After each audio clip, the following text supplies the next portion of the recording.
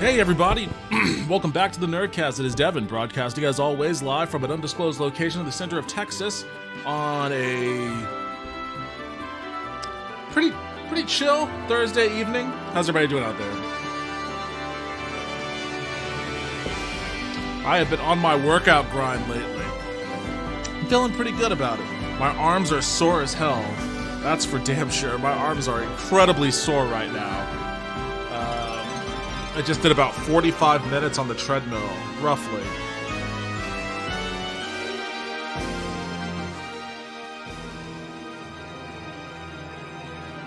I just did roughly 45 minutes on the treadmill. Got a good sweat in. I'm doing pretty good, sticking to my workout regimen. So, I've got the suikoden music going. I'm going to be talking suikoden for a bit tonight. I'll get into a game later. Probably Dragon Ball again, but the news broke yesterday. Anybody that's been anywhere near this channel for any amount of time probably knows well that I am a diehard Suikoden fan. I'm repping the shirt. The Joustin Alliance shirt. I've had this shirt for years. I can't even remember where I got it from. I'm sure I could find out if I just Googled it.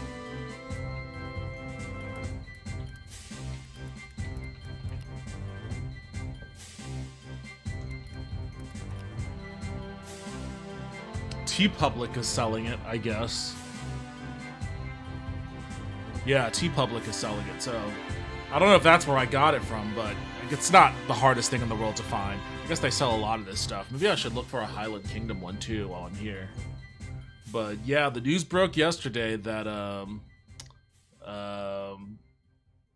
the creator, the father of the Suikoden series, Yoshitaka Murayama, passed away. I guess he had been dealing with some illnesses. You know, a lot of people just don't ever disclose stuff like that. And it's not like he was like a super incredibly public figure. For a little while, he was completely out of the public eye for being someone that had created and wrote such a popular franchise. But yeah, he passed away at the age of 55 from complications of an illness, which is always a bummer. And when the news broke, Suikoden means a lot to me. Like, it was pretty formative in my high school years. Evening, yo, what's up, Vince? Welcome back to the stream. How you doing tonight? How's your Thursday treating you? I'm gonna be talking about Suikoden for a little while here before I play any game, because that's just what I want to do. Like, I'll take any excuse to talk about it regardless, but also I do want to pay my respects to Yoshitaka Murayama. Like, in high school... Okay. I'll paint a little bit of a picture here. I was just getting into role-playing games probably around 1997 or so. A friend of mine let me borrow a copy of Chrono Trigger. I wanted to play Chrono Trigger because I was big into Dragon Ball Z, and Akira Toriyama did the art for Chrono Trigger, and it looked like Dragon Ball characters, and I was like, oh shit, I want to play this. So I borrowed a copy of Chrono Trigger from a friend of mine, loved it, fell in love with the genre, played Final Fantasy VI after, all these other games. Final Fantasy VII dropped, and that kind of changed the role-playing landscape in America by a tremendous margin. All of a sudden, games that would have never come out in America started coming out here. Suikoden had actually been released, the first one had actually been released in America prior to that, but nobody paid attention to it because the box art was fucking ugly. There was a lot of box art discourse going on in the gaming community back then too.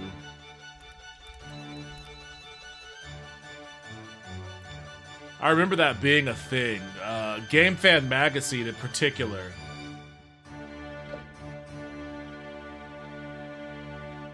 Yeah, this fucking thing.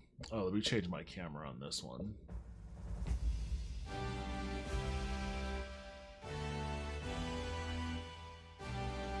Yeah, this fucking thing. Look at this. This is awful. And even the Suikoden's cover art is terrible. The game, however, is not.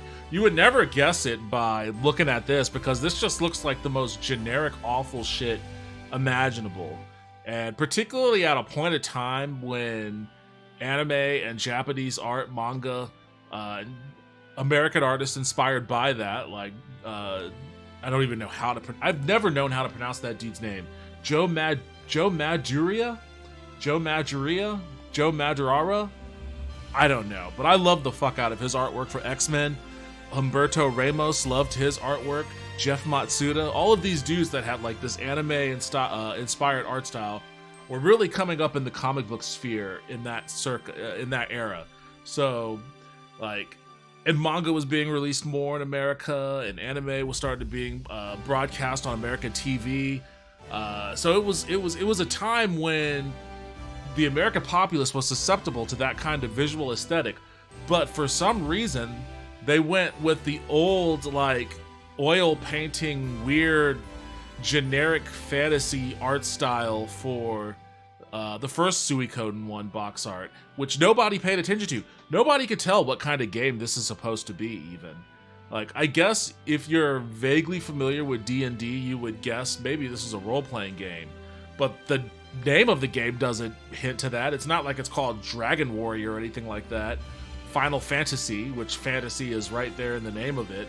It just says most people didn't even know how to pronounce this. I remember in high school I was lifting weights with my best friend at the school gym. And at that time Suikoden 2 had come out. And I was super fucking excited about it. And I was talking to him about it. I was like, dude, you gotta play this game. He was the one that let me borrow Chrono Trigger. So I knew he was into role-playing games. And I was telling him, I was like, you gotta play this game. It's really fucking awesome, man. I love it. And he was like, what's it called? And I was like, it's called Suikoden. And of course, you know, him being like a dumb meathead high school kid, the first thing he went to was, it's called Suck It In. You're playing a game called Suck It In? I was like, yes, Aaron, I'm playing a game called Suck It In. That's what it is. You should play Suck It In. Go ahead. Get your jokes. I don't think he ever played it, but, you know, I think he probably dismissed it on the name alone, which, you know, I can understand that. The name probably turned a lot of people off right away, which is why I was like, why would you also go for like the ugliest box art in addition to the name? But because of that, this thing flew under the radar for a lot of people. It came out before Final Fantasy VI, but didn't really get a lot, or 7, but didn't really get a lot of huge notoriety until well after. Been playing Fortnite with this with my son the last couple nights. Oh, awesome! That sounds fun. Star Wars Masters of Terraskasi looks worse. I don't remember that one's box art.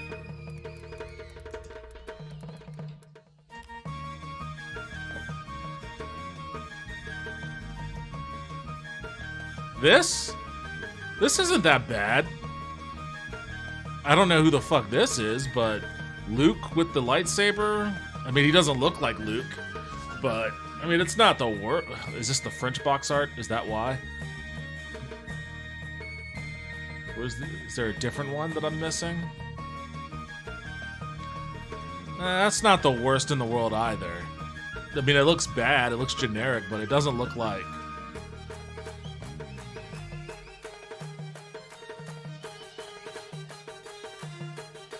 Yeah, it looks like this is the... That's not the... I mean, I've seen much worse. I've seen much... Mobile Light Force. Or Mobile Light Force 2. Mobile Light Force 2. You would never tell by looking at this box art. Oh, it's the same for 1 and 2. Which is funny because they're totally unrelated games. You would never tell by looking at this box art, this like Charlie's Angels wannabe box art, that this is oh Jesus, that picture quality sucks. You would never tell that this was like the box art for a shmup. And a pretty fucking awesome shmup, to say the least. I know Mobile Light Force 2 is released in Japan as Shikigami no Shiro, an arcade shoot 'em up. But the first Mobile Light Force 1, that was a different shoot 'em up from a different company entirely in Japan. So whoever produced these games, XS Games, I guess, I think they got the rights to 2 completely different games and released them both in America as Mobile Light Force 1 and 2. It just made it look like dog shit. It would have. This is also a game that flew under the radar because 1, Mobile Light Force is a pretty stupid generic name, and 2, this box art doesn't do it any favors. Like, it doesn't. For starters, there are no characters in the game that looks like this in either one of them, and this doesn't really tell you what kind of game it is. I guess running and shooting, it tells you more than Suikoden does, but I mean, it's still not appealing at all. I would say this box art is worse than Star Wars. The game itself is bad. Watch Bombastic review it on YouTube. Oh, I know Masters of Terraskazi is bad. It's hilarious. Hey Vince, hey Devin. Yo, what's up, Wisp? Welcome back to the stream. How are you doing tonight? At any rate, yeah. So I played Suikoden 2 first, and then when I realized... No surprise there. When I realized it was actually an awesome game, I went back and played Suikoden 1 much later. And yeah, it turned out that's an awesome game too. So that was my high school. That was when I was in high school. And this is pretty much Suikoden 2. I want to say Suikoden 2 really got me into both sprawling fantasy stories as well as like geopolitical stories. Like, there is a great storytelling mechanic or world building mechanic in these games where they don't overtly tell you a lot about the world you're living in. A lot of the story is about, you know, the characters interacting with one another, trying to get out of various scenarios. And the scenarios that they're in are a consequence of, you know, world events that they have nothing to do with. You know, an invasion happening here, a rebellion happening there. And then through the sequence of events where the characters, you know, interact and work their way through their predicament is when you start to slowly unfold the mechanics of the world, the politics of the world. And it's such a great usage of show don't tell. Like, there's not a great deal of exposition. I would hardly say very, very little exposition in any of the game, either Suikoden 1 or 2 and 3. Can't speak to 4. 5 is a little bit different, but I still love 5. But in those first 3, there's not really a whole lot of like direct exposition. And the great thing about that is that it makes you really wonder. It makes you really wonder what the world of Suikoden is really like. Can I open the big image? This is a big fucking...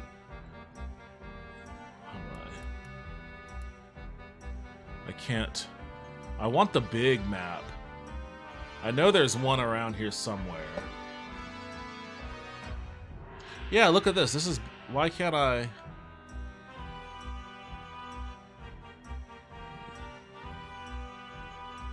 There we go.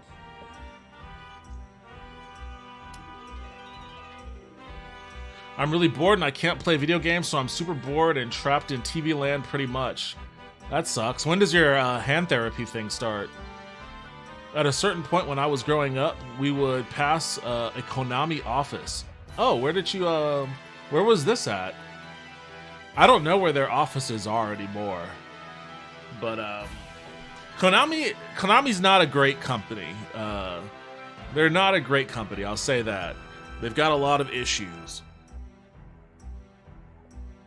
Once this dude left, and once Hideo Kojima left, I think the reputation of Konami as far as like a game developer by our tours goes kind of plummeted.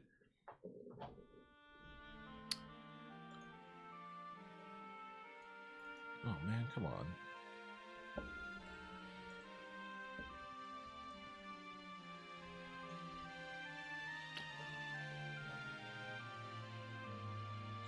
So, okay, let me start where I started off. I started off playing Suikoden 2, which takes place in this country here.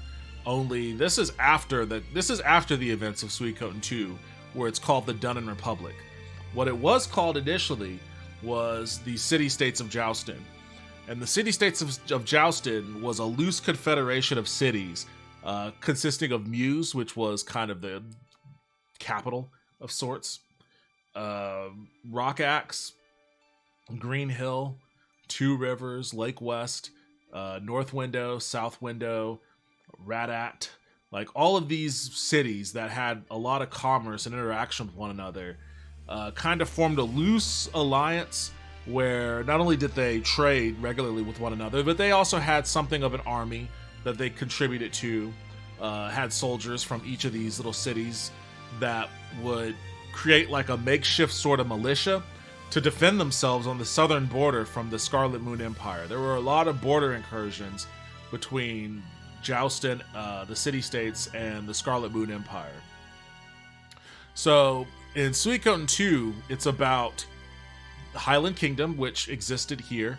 The city-states was all this. This was Highland Kingdom. Highland Kingdom was a gift to a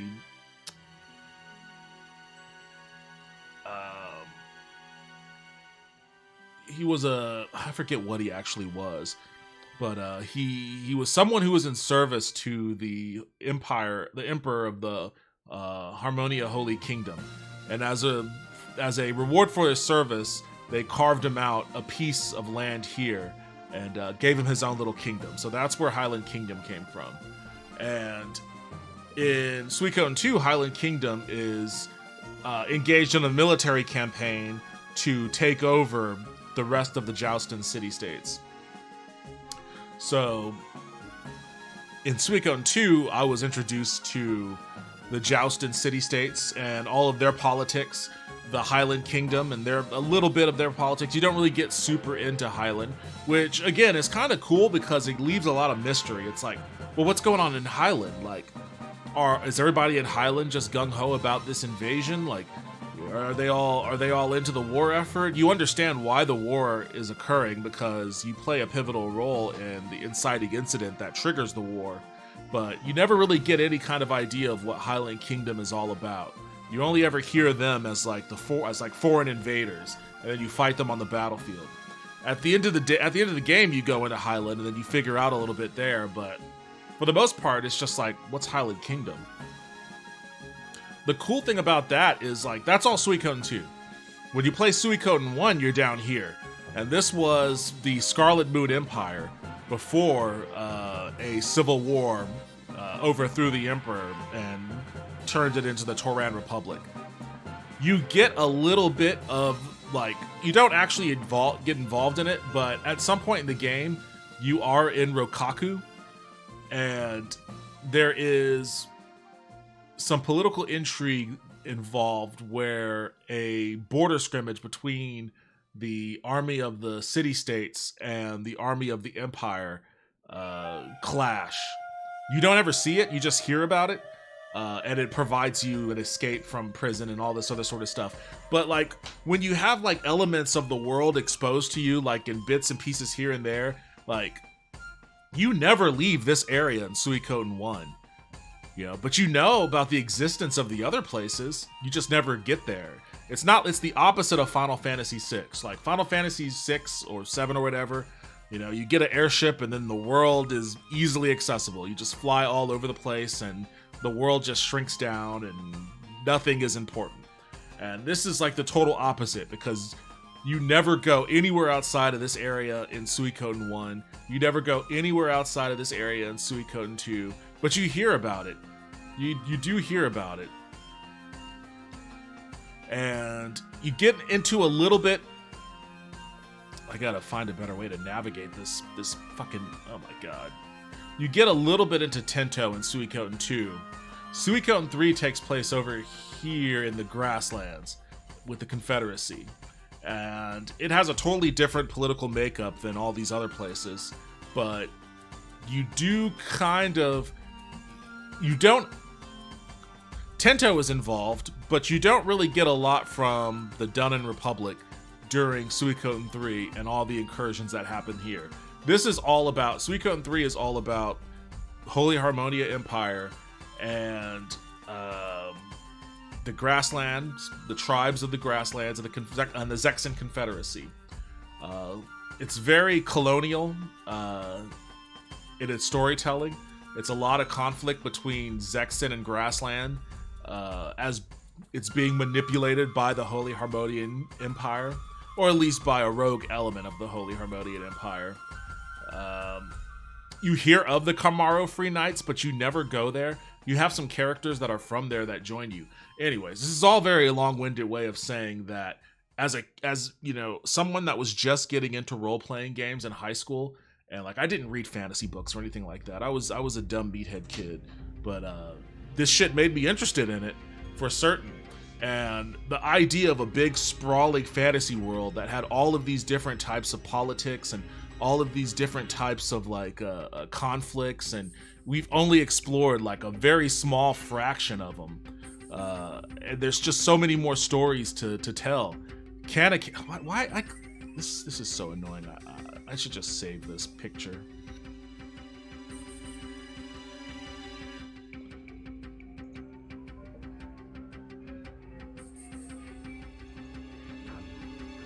I don't even know what this is going to open it up in. It's going to open it up in... Oh, it's going to open it up in GIMP. Okay. And no matter how much we begged, my mom wouldn't let us go in. I think it was Buffalo Grove or maybe Schaumburg. I lived in Buffalo Grove at the time. You should have forced your way in. You should have used brute force. I'm just kidding. Don't. Oh, God damn, what the fuck is going on here?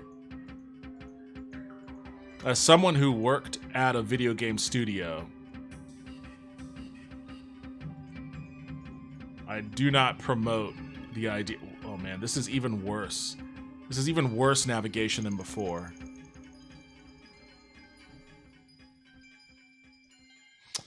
Kanakan. Kanakan plays a big role too. You never go there, but there is a sword master who lives on Kanakan who trains all the best swords fighters in the world. And when you get those, when you recruit those characters, they are always like one of the strongest, if not the strongest people in your party. And they all have the same master. His name is like Rounder Haya or something like that. And he teaches them all Falcon-style sword technique. And they all go to Kanakan, they learn from him, and they disperse out into the world. In Suikoden 1 and 2, it was Anita and I think Valerie. I don't know if Suikoden 3 had anyone from Kanakan in it. Suikoden 4 was 140 years before all of this, so that dude didn't exist then. But in Suikoden 5, it was Belkut. All those people were amongst my favorite people to have in my party. You hear a lot about Kanakan because of all the sword fighters that come out of there, but you never go there. I've always wanted to go there. I've always wanted to go see what Kanakan was all about. I didn't play a lot of Suikoden 4, so it was kind of tough for me to get into. A lot of this is explored in Suikoden 4. All of the islands, that's like I should try playing that again. Because it is neat that it's like, it takes place on the Island Nation Federation, so it's this archipelago of islands that you sail to. Like you're on a boat and you sail from island to island, which is kind of cool. But I just couldn't get into it. They should remake that one with better sailing mechanics, honestly. You hear about the dukedom too, but you never go there. And then Falena, this is Suikoden 5. And this takes place a few years before Suikoden 1. And this is that story is about a civil war that takes place entirely here. In Suikoden 5, you hear about the Nagara theocracy, but you don't have any interaction with them. Like, you only ever hear about them. You never really interact with them. New Armies, there is more interaction with them. They are like hated rivals, hated enemies of Falena. And the political intrigue in that game involves a traitor in Faleda trying to ally themselves with new RBs to basically do a coup. He's trying to get New Army's army to help him do a coup, and in exchange, they would annex some territory to New Army's. You never go there, but you do go close to it. Sable being a border town you get to, and then you do, encounter some people from there, do some fighting. Anyways, this is an RPG or a shmup? It's an RPG. It's an RPG called Suikoden. I'm talking about it in great detail because I'm talking about it in great detail because the Suikoden creator, Yoshitaka Murayama, died yesterday. Murayama's career began in 1995 with the release of the Konami RPG. I'm not gonna lie to you, this hit me hard when I saw it. Like, I'm not gonna lie, I teared up a little bit.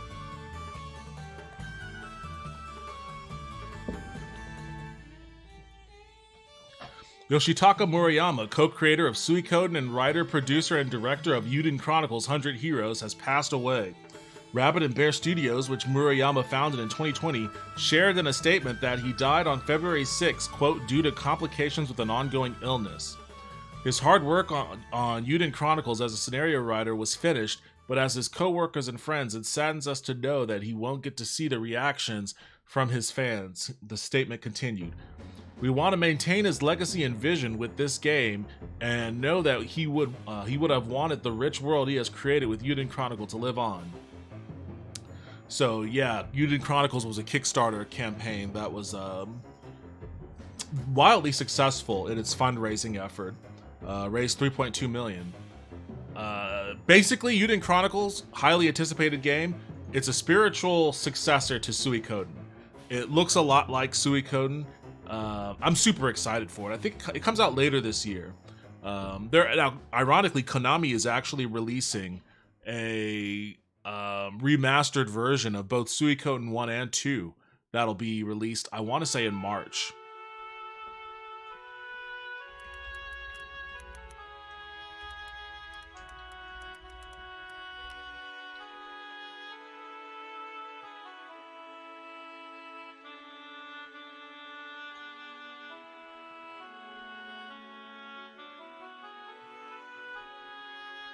Well, that's not what I'm looking for. Maybe I'll have it on its...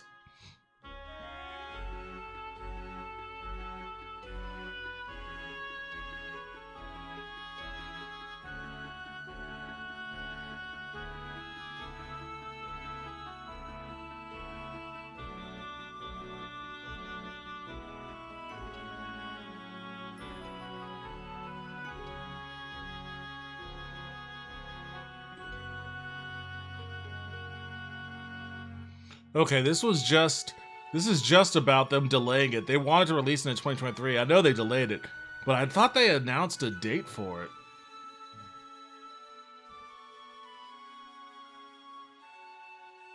I guess they haven't officially announced a date, but it is supposed to be released at some point this year, I suppose.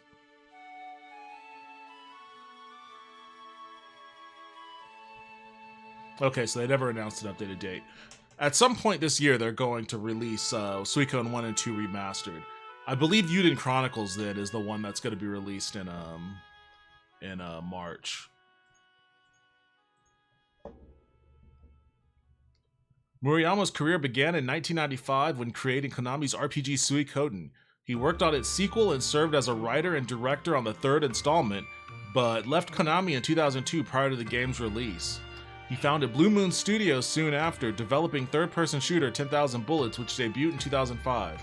Murayama then pivoted to freelance work between 2006 and 2017, during which he worked as a writer on Asmic Ace Entertainment's Tenshu Gaiken Ginsuroku and Cattle Calls The Alliance Alive.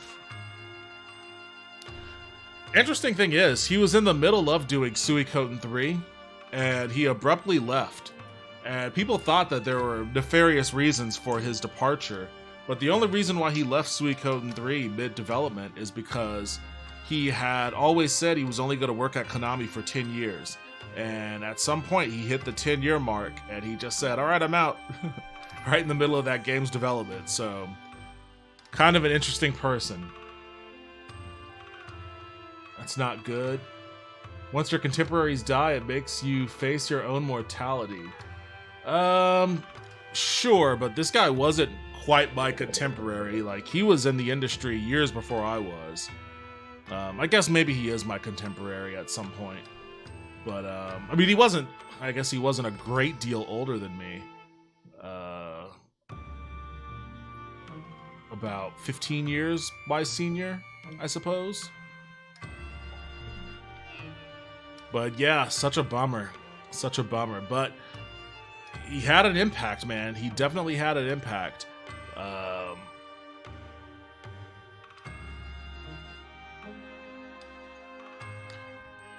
don't know if I'm gonna... Should I watch this? It's a 28-minute long video. I haven't watched it. I've been meaning to watch it. I wanted to watch it. I don't know if I'll watch it right now.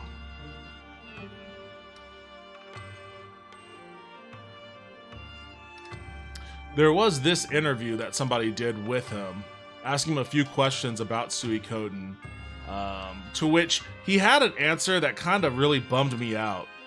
So, with all that being said, here are my questions. 1, just how developed was the story for that RPG you were making for Konami's console? Yes, at some point, Konami was making their own console. And he was developing an RPG for it. Obviously, Konami's console never came out, so his title was scrapped. People were under the impression that Suikoden was originally that role-playing game, but I think he debunked that and said it was a different game entirely. 2, actually, let me read the answer to 1. The story was mostly just in the early stages and was canceled partway through. That's all he says here, but he had at other points said that it wasn't Suikoden that he was working on. How much did the story resemble what eventually became Suikoden 2? Were the names of the characters really Ryu and Joey? Those were the 2 main characters for Suikoden 2, even back then. The story for this RPG has absolutely no connection with Suikoden. Furthermore, the names Ryu and Joey came from Suikoden 2.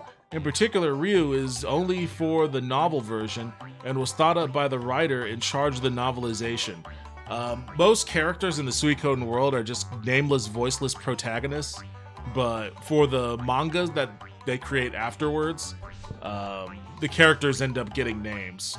Main character for Suikoden 1 is Tyr McDull. Main character for 2 is Ryu. Main character for 3 is a little different. There's 3 different main characters, and they all are given names. Those are the only ones where they have given names. 4. Fuck, I forget the character. Is it Laszlo? I think 4's main character name is Laszlo, and then 5 is Freydor.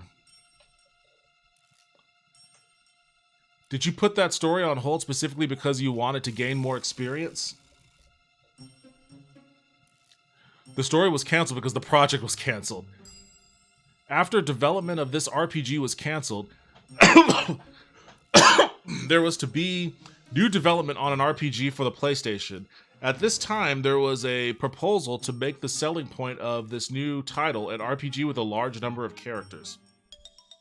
Famously, a big component for Suikoden's appeal is you have 108 characters that you could recruit. So, Suikoden, the title comes from a Chinese novel, which I guess roughly translates into Bandits of the Water Margin. I think Suikoden actually means water margin, but the novel itself was Bandits of the Water Margin. And a core feature of that story is that it focused on the Stars of Destiny, 108 different characters in that novel who all played a role in like some grand destiny. And Suikoden was loosely, and I mean loosely, based off of that concept. The idea behind the Stars of Destiny in Suikoden is that there are 108 characters that you can recruit to your army, And if you recruit all 108 characters, then you get some kind of, I don't want to, there are things that happen in the story. I guess if you want to put it in terms of like good ending, bad ending, mediocre ending, etc. Recruiting all 108 characters is necessary to get the good ending. So it's kind of a feat. It's kind of a task to go around and recruit 108 different characters. Hell, I imagine it's a bitch of a task to design and develop 108 different characters for your game. And these aren't procedurally generated characters too. This isn't like the cheap AI shit you see now where it's like, oh, we've got 2,000 different types of Pokemon and they're all very obviously procedurally generated. Like, these are all characters with lines of dialogue, special quests that they have for themselves, combat mechanics that are unique to themselves, weapons, and all this other sort of shit. It's pretty involved, and that was part of like the big draw to the game upon its release is like, oh, this game is pretty fucking crazy in how massive you could build a party. In Final Fantasy, you had a party of you had 8 characters you could get, but you only had 4 in your party at a time. Chrono Trigger, you had like 9 characters or something like that, but only 3 at a time in your party. You have 6 at a time in your party in Suikoden, but you have 108 you could choose from. You know, it gets pretty out of control. Well, 107. You're always going to be the main character, but it gets pretty out of control. So yeah. The proposal to make the selling point of this new titled RPG with a large number of characters. I personally have been interested in Chinese classic literature, but at the time I simply imagined the game to be like a manga with a large number of nearly main characters, such as Captain Tsubasa or Saint Seiya. However, when it came time to do a presentation for the Konami executives, I presented the idea of Suikoden as an essay, or as an easy way to understand the concept. They really liked that, and so that ultimately became Suikoden. He mentions this because he didn't believe that the Konami executives would be...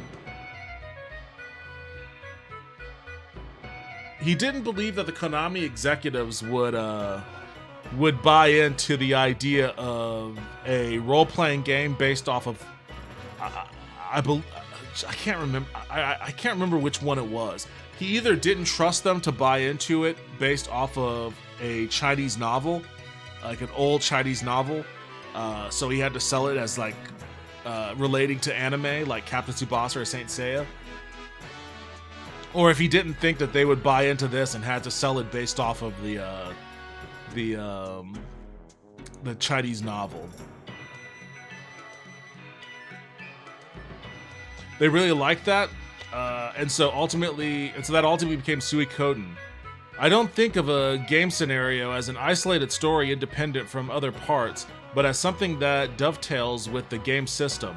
What I wrote in conjunction with the game system after the selling point of this project had been decided is scenario for Suikoden, and at that time, I had not thought at all about what would be the Suikoden 2 scenario.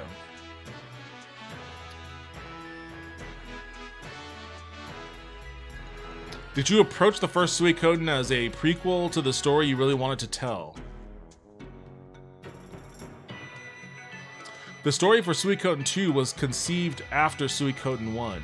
Regarding Suikoden 2, Suikoden had succeeded, so the development scale got bigger, but the development structure itself was not very mature, so it turned out that I had to write almost all of the text myself, which is, again, insane because, it's a game that has 108 recruitable characters. All with their own special text and side quests and shit. In particular, I remember staying in the office and sleeping there for months while I worked on writing the huge volume of lines for NPC townspeople, which changed depending on the scenario as the number of characters grew. When writing these lines for a huge number of NPCs, I would try to embody the characters, sometimes a little child, sometimes an elderly person, to write what they would say, and I remember in the middle of the night being tired and starting to actually hear different voices like I was hallucinating. I think I probably lost several years off my life due to that project. Wink. That's a killer, man. That's a killer. Like, that he answered like that. Probably at the time he was answering these questions, maybe even dealing with the illness that ended up claiming him.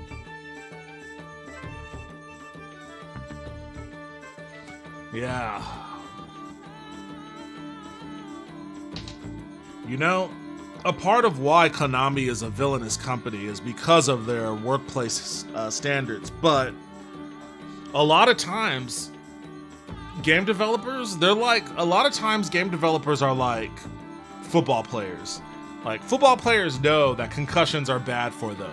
They know that they're gonna suffer CTE and, you know, maybe dementia or worse later on in life as a function of all of the brain damage that they incur playing football for 20 years. But that doesn't stop them. Like, it's their passion, it's their joy, it's what they want to do.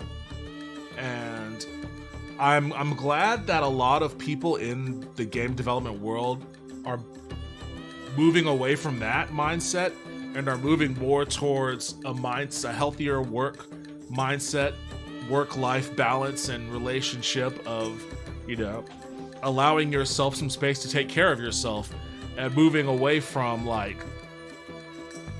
you know, this is my passion and I'm going to devote all of my life, energy, and health into pursuing my passion. Like, at the end of the day, it's anyone's own prerogative. Like, if somebody wants to do that, you know, hey, knock yourself out.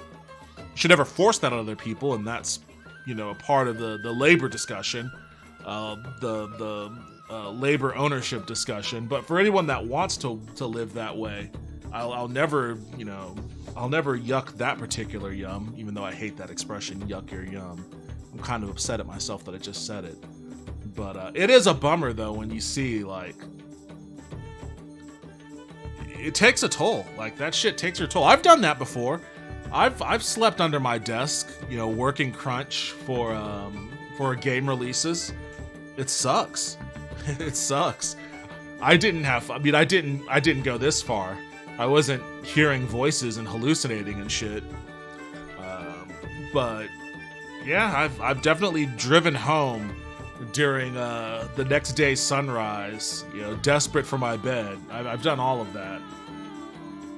And it used to be in gaming that you would carry that with a badge of honor.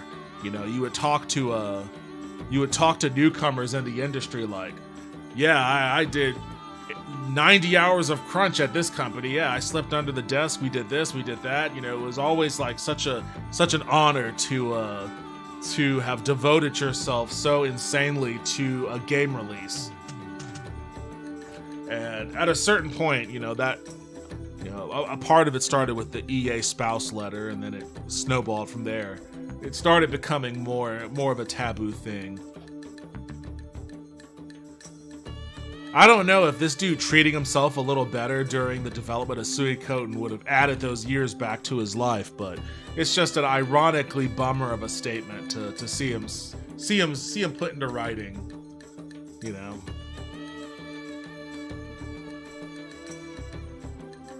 Yeah, I never wanted to work in game industry. I need more sleep. I mean, I did my time, 14 years. I had good times too. I have good memories. I don't think I would trade those years for anything. And I'm not entirely sure if I won't ever go back to the game industry at some point. But I don't have that mentality anymore. I used to have that sleep under the desk mentality, but I definitely don't anymore. It's not something I want to. It's not something I want to engage in.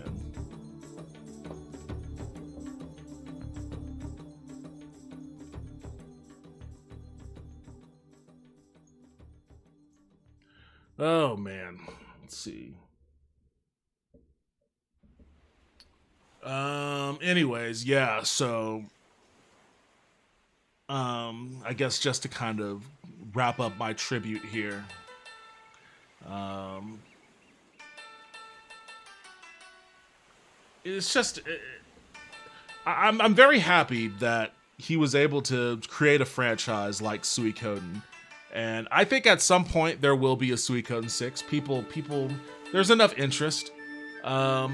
I think Konami is releasing the remaster of Suikoden 1 and 2 to gauge interest. I think they're doing that to gauge interest. Like, should we do a 6?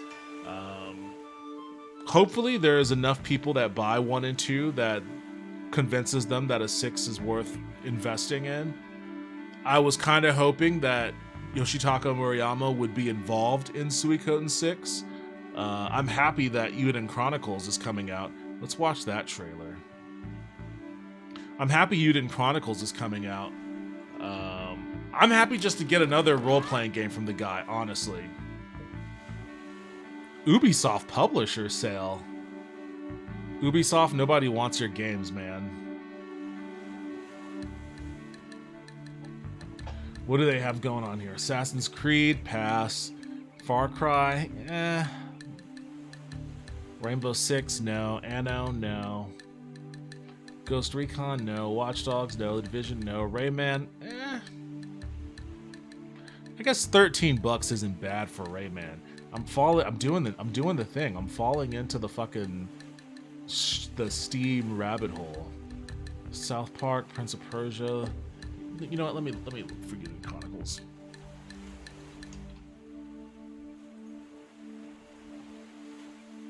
April 23rd is when this one comes out.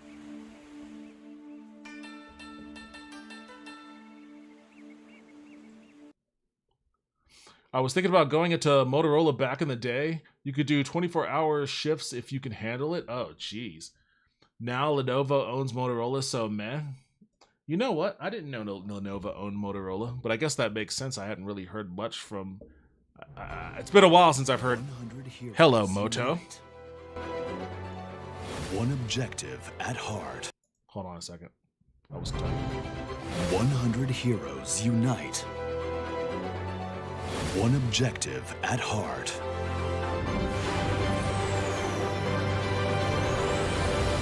Welcome to the epic tale of Eiyuden Chronicle 100 Heroes. Follow 3 legendary heroes as they meet over 100 allies, each revealing deeper truths and life's purpose. Noah, a brash guard fearlessly plunging into the throes of war. Sane, a visionary Imperial officer chasing his grand dream. Marissa, a destined guardian sworn to protect the Rune Barrows. Their meeting was fate, and with your help, they will change the world. Just so happens you're a man worth risking our lives for. If you've got questions, I'm pretty much an old hand around this place. A leader must cling fast to their beliefs. I believe everything is. I just hope the combat system is as fast as Suikoden's. Heroes join the cause, each driven by their own purpose and conviction. Oh, there was a black guy. I saw him. Soon the Alliance surpasses 100 heroes. There's at least one of this heroic tale.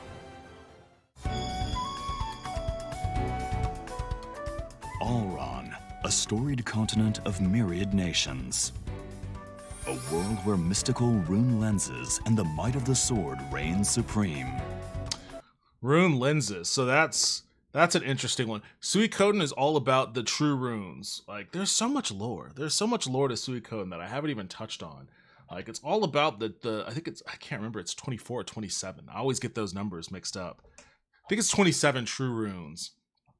The true runes are basically runes that control some element of existence, whether it's time, space, any kind of element like fire, lightning, water, earth. There's one that controls the soul. There's one that has dominion over punishment.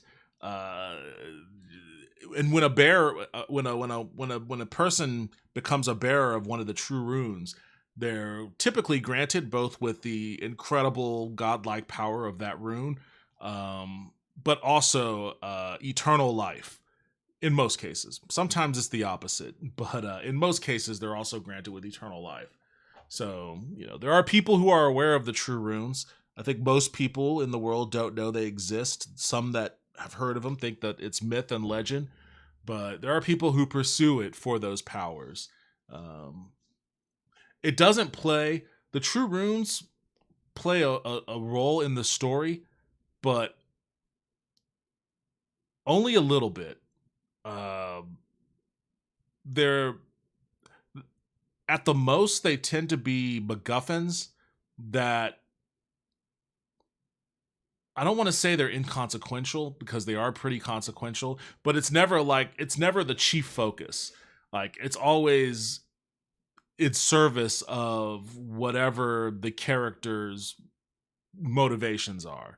And you focus way more on the character and way more on the geopolitical story than you do like the actual magical elements themselves. And it sounds like in this game, rune lenses are probably going to take the place of the runes from Suikoden. Oh, that's a scene straight out of Suikoden 2. Rune lenses stretches across vast lands. Noah and the Watch are dragged into the... This already promises to be, at the very least, as political as Suikoden 2 was. This was a scene right out of Suikoden 2 when they have the summit at Green Hill for all the leaders of the city-state. Whenever Highland Kingdom starts invading, and the leaders of the city-state have to get together and figure out what they're going to do, and they all have their arguments and shit. It looks exactly like this. The Chaldean Empire's quest for rune lenses stretches across vast lands. Noah and the Watch are dragged into the search. But catastrophe unfolds, and a devastating blaze suddenly engulfs Noah's homeland. Yet, it is all the dawn of a darker conspiracy. Oh, it's always the dawn of a darker conspiracy. Featuring nostalgic pixel art characters, set against the backdrop of vibrant 3D landscapes, our three protagonists are catapulted into a whirlwind of chaos.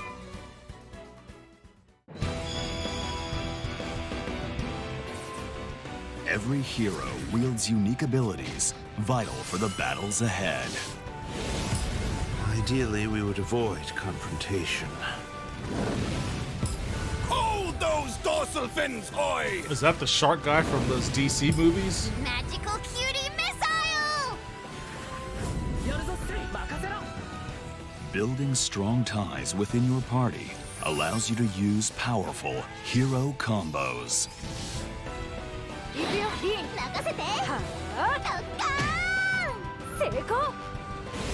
The treasure hunt starts now!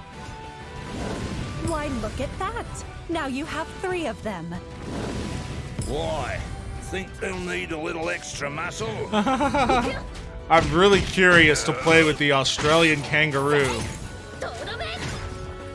The Australian kangaroo with the eye patch. Alliances, each bond strengthens your might. Harness the environment creatively to your advantage. Strategically exploit the terrain for triumphant victories. Oh, that's also another thing about Suikoden, the Suikoden series, is you have 3 different types of combat in Suikoden. You have your normal RPG, turn-based combat that you saw there, where any other RPG, you fight each other on a screen, character to character. You have War Mode, which I guess they translated over to Eden Chronicles, which is more of it's either a real-time strategy kind of war game similar to Command and Conquer, where you move your army units on a field and you engage with soldier on soldier battle, like battalion on battalion battle, Braveheart style, 2 sides running towards each other and swords clashing and shit, which is always fun. It's done differently throughout the games. Suikoden 1 is pretty primitive, because it came out in 1996. There were some limitations on what they could do at that time, particularly with the budget and scale of development for Suikoden 1. But it's still pretty fun the way that they do it. Suikoden 2 is more is a turn-based style, and it's fun, but it doesn't feel as epic as it does with Suikoden 1 or with Suikoden 5. Suikoden 3 is different. I don't like the war mode in Suikoden 3. It's dramatically less epic, and it's not quite as fun, in my opinion. Haven't played too much of 4 to figure out what 4's is like. 5's is the best one, in my opinion. 5's is like Command and Conquer. So we'll see what it looks like here. It unfolds through several inevitable wars. Oversee the battlefield in war mode. Okay, so it's turn-based. It's like Suikoden 2. With foresight. Victory hinges on tactical unit advancement against enemy forces. Your legion's strength multiplies with each new member. Yet, on the battlefield, each hero's faith and resolve are put to the test. Experience dynamic conversations that shift with each unique adversary you face. Beliefs are tested on the battlefield. Rages on. Nations are drawn in, transforming the entire continent into a vast It is if you squint a little bit. What However, is that in reference to? All heroes need a respite. Oh, you hit me with a stretch. I need a stretch, actually. Thank you for that, Wisp. Here lies the headquarters, where our heroes convene to quell the war. The expansion of your town is forged by the heroes' endeavors. Each new ally revitalizes the town with added pastures, fields, and facilities. As you progress, you can even unlock a series of engaging mini-games. Oh, this is what I'm the most excited about. My favorite part of Suikoden 2, and there's so many good things about that game. My favorite part about it was the cooking minigame. The cooking minigame was so damn fun. Honestly, it kind of, like, the Suikoden 2 cooking minigame combined with, like, me watching the Japanese version of Iron Chef, kind of what got me into cooking. You know, honestly, like, it's a lot of fun. So I'm curious to see how they update it for this game. No other Suikoden game after 2 has a cooking minigame. So this is like the cooking minigame making its grand return. You basically gather ingredients and recipes, and you have to make a menu based off of the judges that are going to be judging you. And each judge kind of has their own taste. Some like sweet stuff, some like spicy, some hate spicy, etc., etc. So you kind of have to combine your ingredients in a manner that suits their palate, and then once they eat it, they'll give you I think it's a 10 scale. It's like in 2 it is. I don't know what it's going to be here. But in 2, they give you like a 10 scale rating versus whoever it is you're doing cooking battles against. But it's always a lot of fun. So I'm happy to see that they brought it back. Games. I was joking about some art thing that I don't remember what it was. Oh, sorry. Cultivate your town. Sorry, I was late to that one because I'm so zeroed in the world of Suikoden. Gearing up and for Yuiden what Chronicles. lies ahead. Be the hero you always wanted to be. Embark on a tale with 100 companions. I'm not gonna lie, I really like these shark guys. I like how they all are looking up. I guess they wouldn't bend their heads to like point forward, huh? I wonder how many discussions the character designers had over this. That's another thing. Suikoden always has some type of kobold, some type of weird animal hybrid kobolds. The dog people are amongst my favorite. And then, there are cat people, duck people, beaver people. I'm sure I'm forgetting someone. So I'm glad that they're bringing that over here too. I like the shark people. I like how they're looking. They're all rocking chains too. They're all dripped out with some pretty dope chains. Although this one right here, raising his fist, is kind of dressed like a leather daddy, so I don't know what's going on there. And this guy, he's dressed like a cult member. Something weird is going on with these sharks. We've got a leather daddy, a cult member, and then some fucking hip-hop entourage. Embark on a tale with 100 companions and forge their destiny in this epic journey.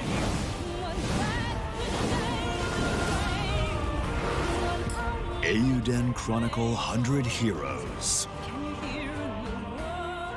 Mark your calendars for April 23rd, 2024. Secure your adventure. Pre-order today. Yeah, so this is the lasting legacy of Yoshitaka Murayama. Rest in peace, King. I'll definitely be getting this as soon as it's available. I'm not going to play it on stream, though. No. Because I wouldn't enjoy it as much. This is going to be... it's going to be available on every console, so I'm probably going to buy it for my Switch so I can chill in my room and play it. But, like, I am super looking forward to this.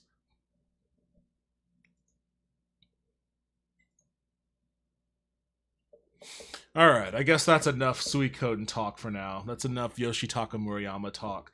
I don't know what I'm going to play, though. Oh, you also hit me with the sound the horn. Well, my shofar is just out of reach, so I'm going to hit you with the Viking horn.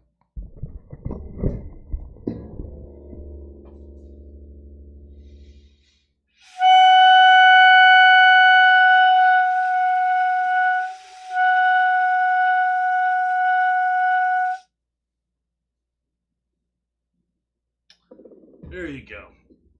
I hope that was sufficient.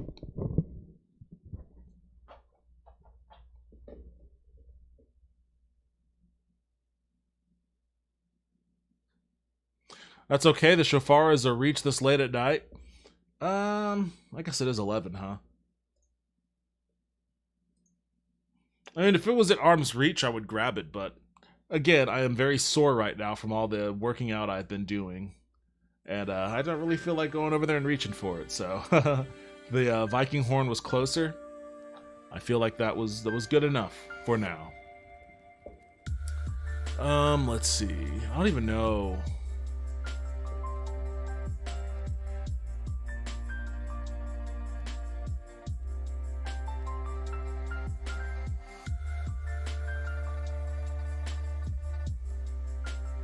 Oh, I did get that Ultros demo. I also have this Mullet Mad Jack demo. Should I try this? I think maybe I'll try some of these demos before I do... If I do Dragon Ball Kakarot, maybe I'll try some of these demos before.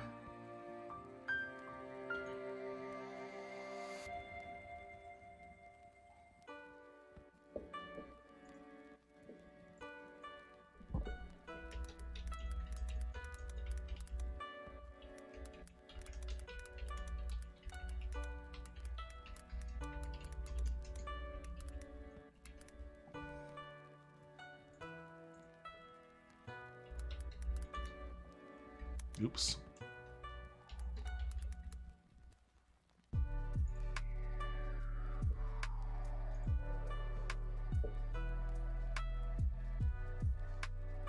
Alright, let me see what this is all about. I don't know shit about this game. It was part of the Next Fest. I found out about Steam's Next Fest going on like the last day that it was occurring. And I was like, ah, shit, let me grab some stuff. So I got this. What?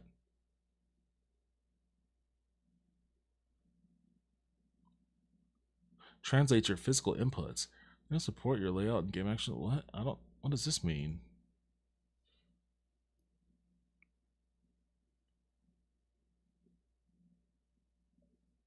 Okay, that's weird. I'd never seen that before. The Ultros looks really, really good. I'll play that a little bit too after this, if this doesn't completely occupy all of my time. Photosensitivity. Okay, so they're doing a VHS thing here. Strong language. Oh no. Oh no, guys. This has strong language.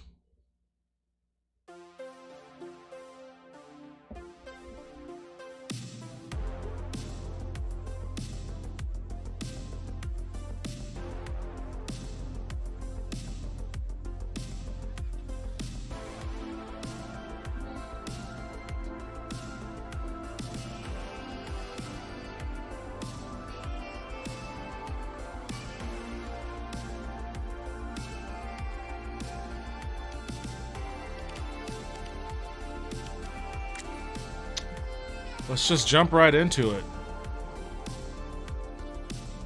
For casual FPS player. Jack's lifespan, 15 seconds. What? Enemy kills give 3 seconds. Wait, what? Oh, so this is like that. This is like that sci-fi. What was that movie with Justin Timberlake? It was called like In Time or something. Jack's lifespan 10 seconds. Enemy kills give 3 seconds. Enemy kills give 1 second.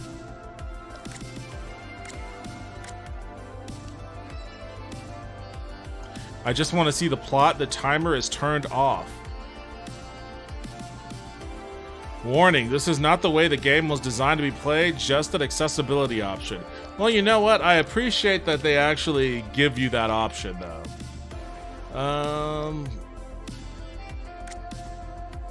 Let me just do normal. I always do normal.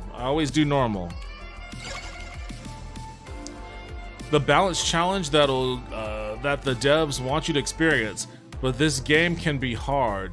It's not about being the fastest, but to dance and flow through the enemies. Oh, jeez, what the fuck does that mean? Dance and flow through the enemies.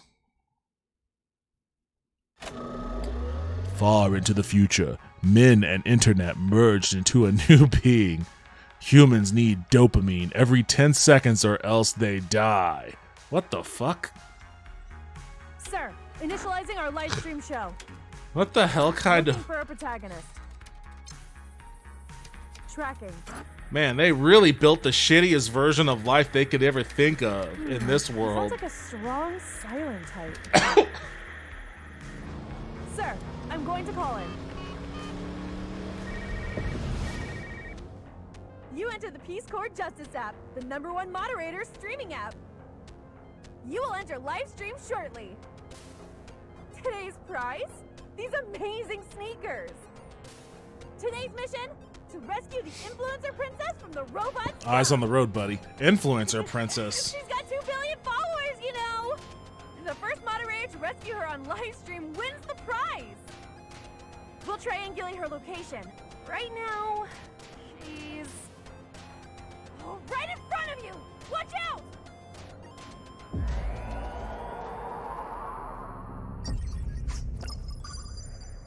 Hostage ID confirmed.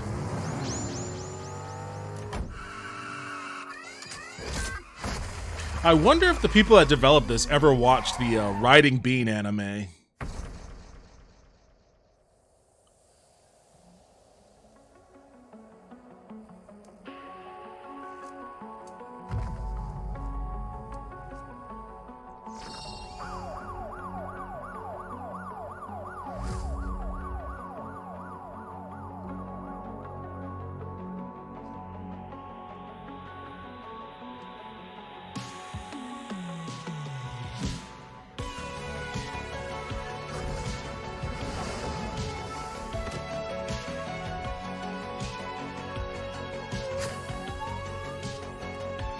Angrier.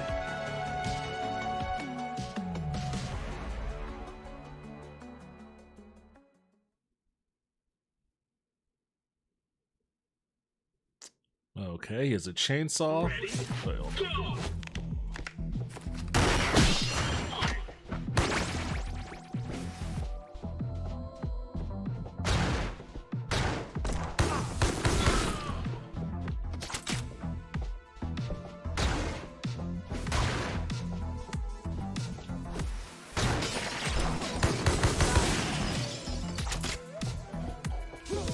Oops.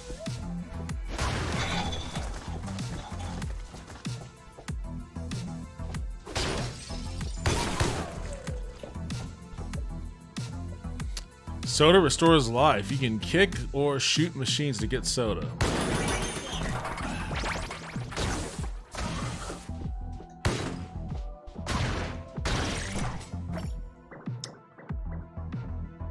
Use mouse 2 to finish enemies with items and fully heal your health. Hey, moderator! It's official! We are now on live stream. Millions are watching you save our princess.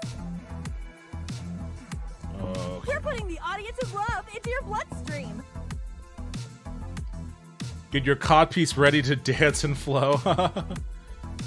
Your blood feels the sweet, sweet flavor of those lights. You now have 10 seconds of life. For every kill, the audience will give you more time to live.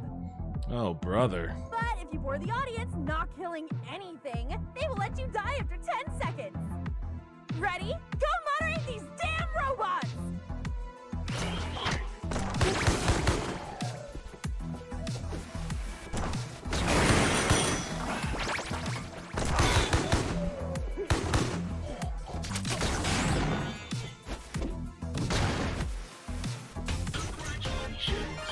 Okay, that wasn't very long. The test. You're not dead. Oh, hold on. Our princess is near. Tracking. You have 10 floors to reach our princess. But if you die, you come back to all these floors. You read the terms and services of our app, right?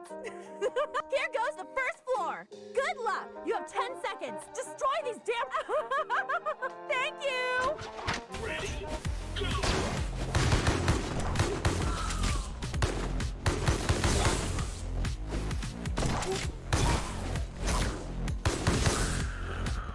This is so... It feels like... What was that game? Ultra Kill? Like, this shit... Oh, shit. This feels like Ultra Kill.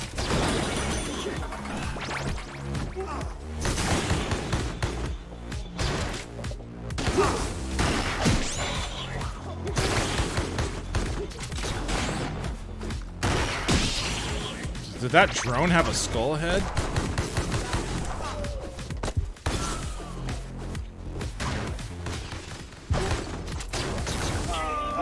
Oh! Data to improve our weapon ads.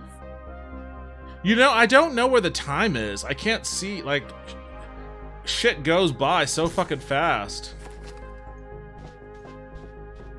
Yeah.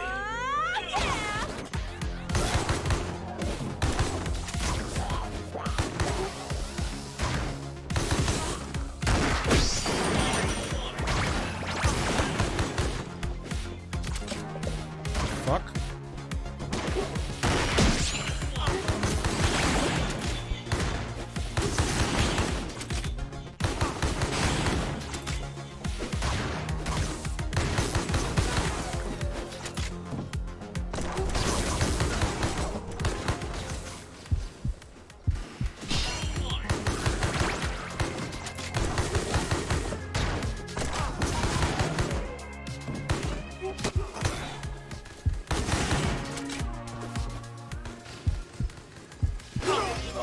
God damn. Winners never win. Holy shit. This is a bit much. I gotta go way fucking fast. Nice. Oh, this is a different layout.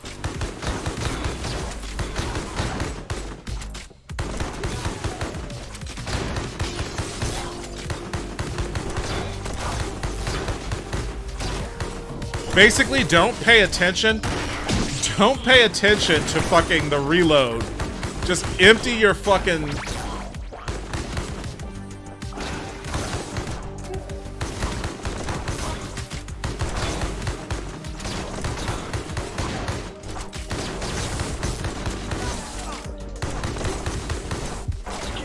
Oh, fucking A. Winners never win. This is a bit much. Okay.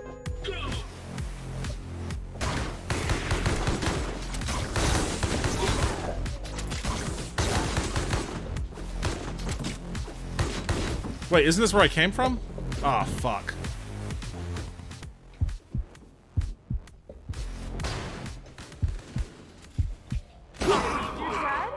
Oh, that was the worst yet. For corpses. Here we go again.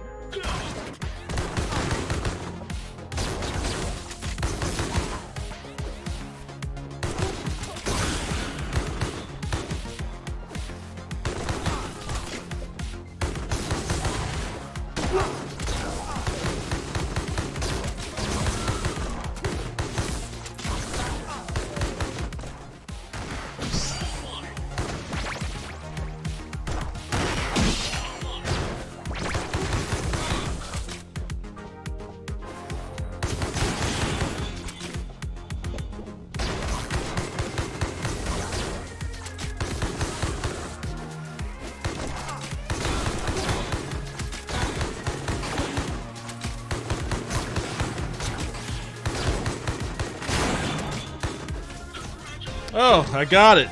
Technology was the key to Whew, shit. I have no idea what the fuck is going on in this game. It does remind me, it's like an even worse Ultra Kill. I mean, not worse, Ultra Kill's a fun game. It's worse in the frantic nature of it.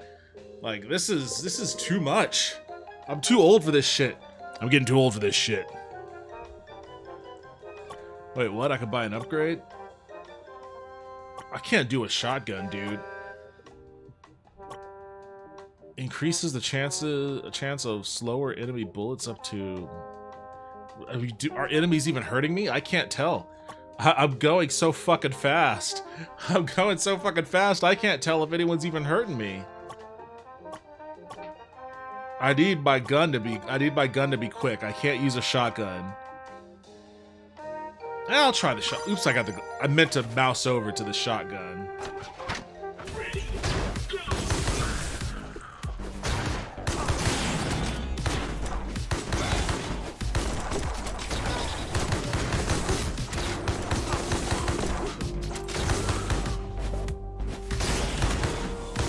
go!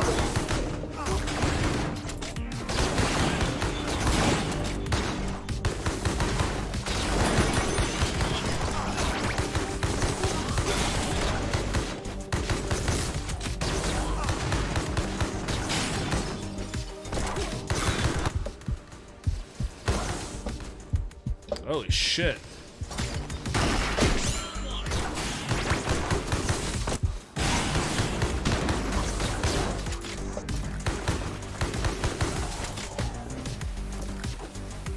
Get in there.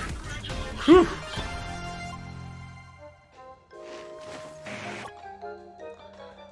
And they say that if I die, I go back to the beginning. Oh, the fire sword looks awesome. Thank you!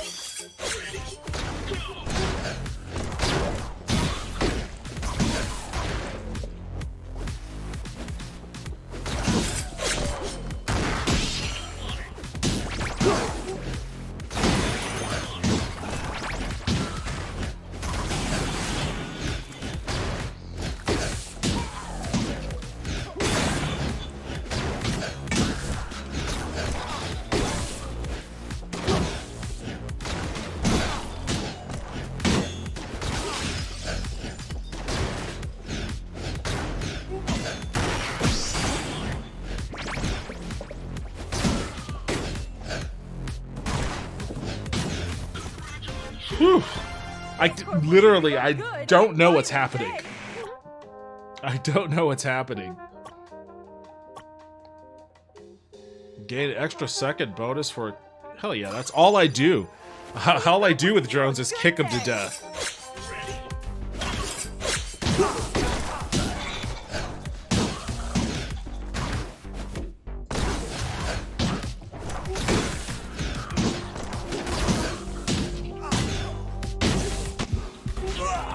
Oh, they got me. You have a special app just for corpses. Is it gonna send me back to the beginning?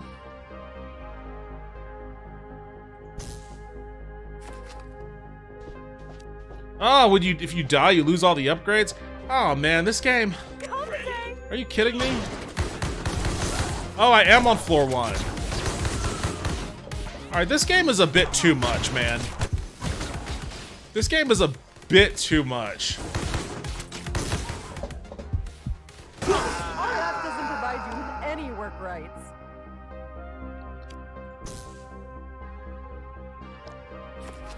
You know what? Hold on a second.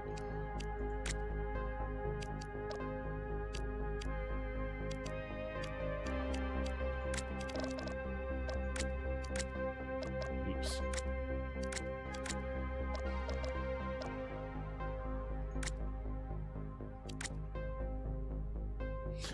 I never do well with those types of games. I don't like being timed much. I'm not a fan of it either, which is why I was trying to get to the options to like... I want to at least, before I start doing this crazy 10-second shit, I want to at least like understand the game a little bit more before I jump into the timing aspect of it. Here we go again. Like, so far, I'm just like... I really don't know what I'm doing, honestly.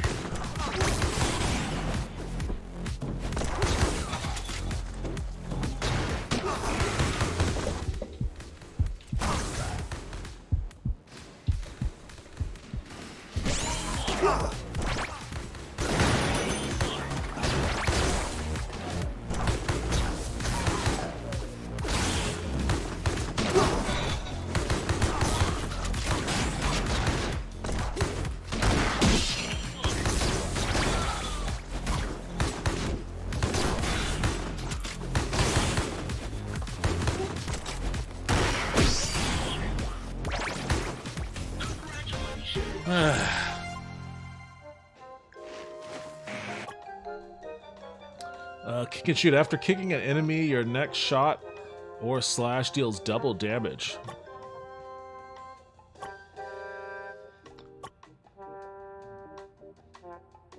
I don't think I'm gonna like this shotgun. The speed's too low. I don't need a decrease in speed. I'll try it. Let's see what happens. Ready.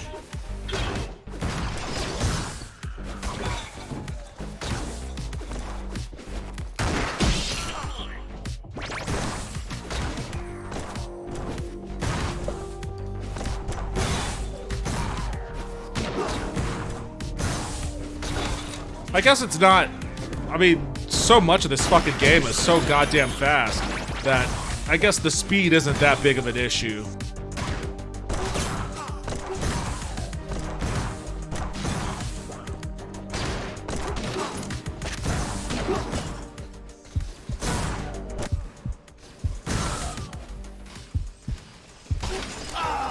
Damn. The speed ended up being an issue.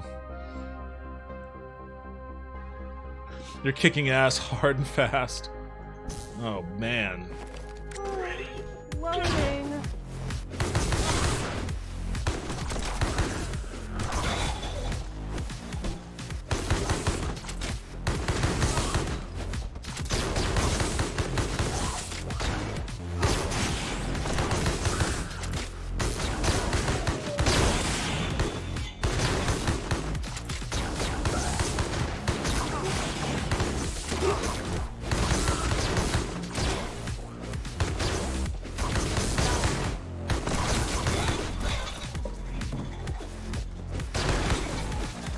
Where the fuck am I going? What the fuck?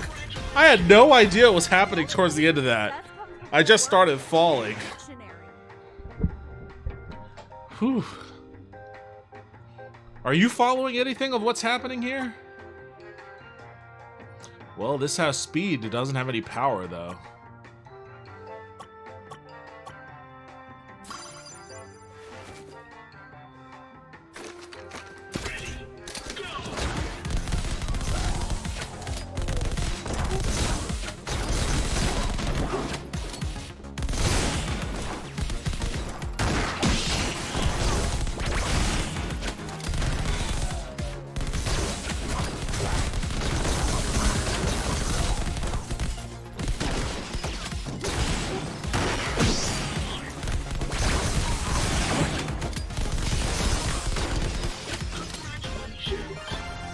Whew. Look at that sword.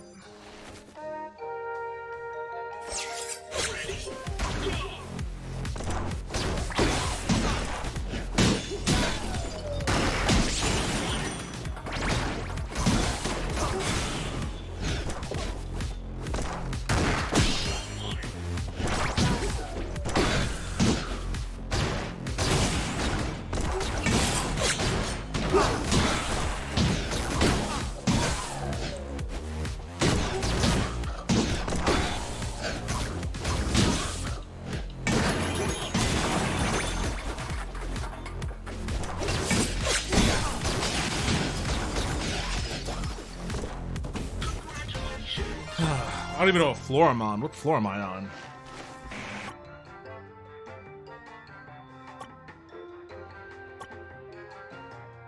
Exploding an enemy gives an extra second bonus.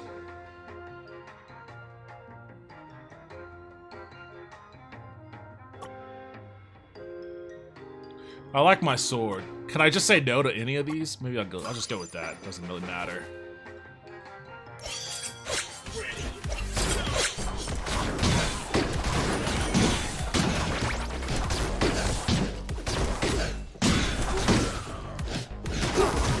You know, this game says these guys are robots, but there's a hell of a lot of blood splattering around for some fucking robots.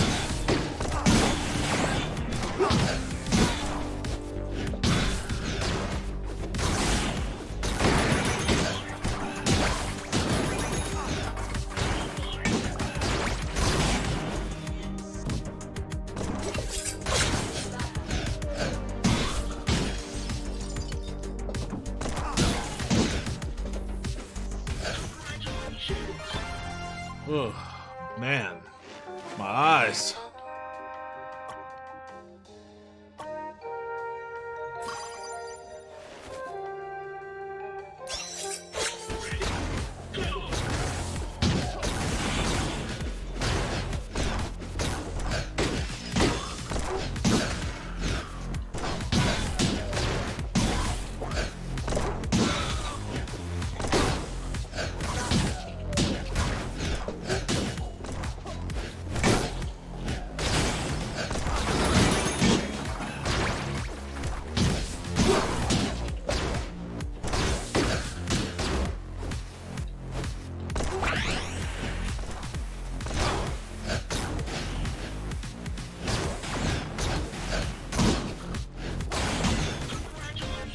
Best preparation for tomorrow is doing your best today. Alright, let's see. The drone kicker. Peace Corp wishes you a good day. What level am I on? What floor 6? Okay.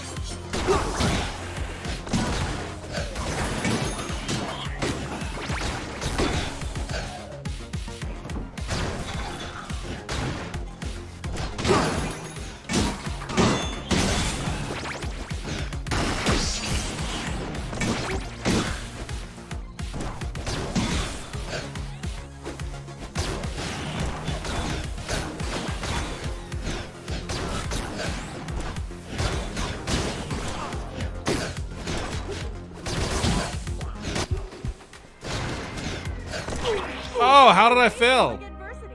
I was murdering people left and right. How did I fail? Ah, god damn it. And it goes all the way back to floor. They shouldn't put you back on floor 1. They should at least send you back to the prior floor. Sending you all the way back to floor 1 fucking sucks, man. That's debilitating. I don't even want to play this anymore. Ugh. You lose all your shit and you go back to floor 1?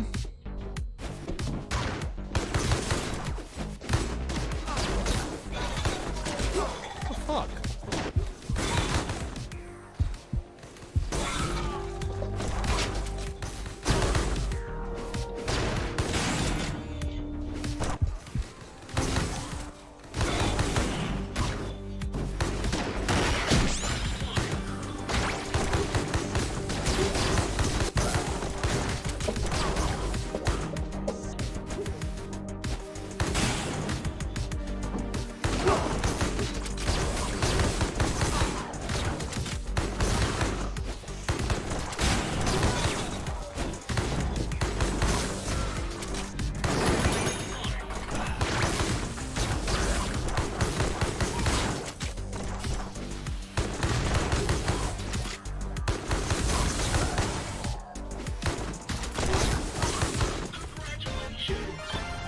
Ugh.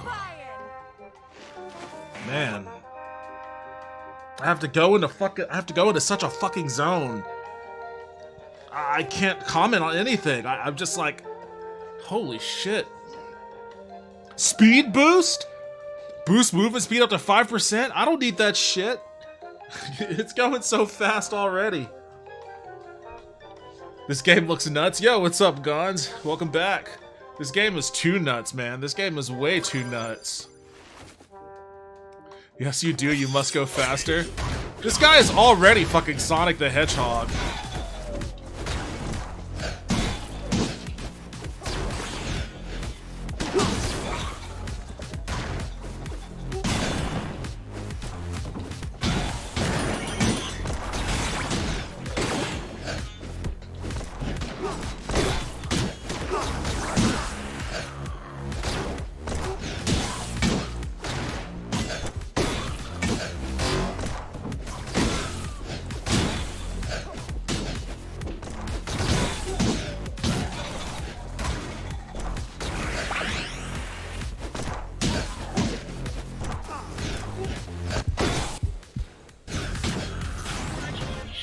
Ugh, holy shit. That was close. I can't ever, also, shit's so frantic, I can't ever, I know he's holding his cell phone that shows how many seconds he has left. I can't look at it. I can never look at it. So I never know how many seconds I have left at any given point. I'm just killing as fast as I can. Is this a demo or full release? This is a demo. This is just the demo.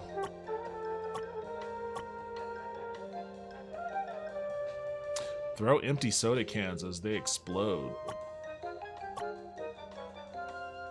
Is this a weapon? Thank you! Ready.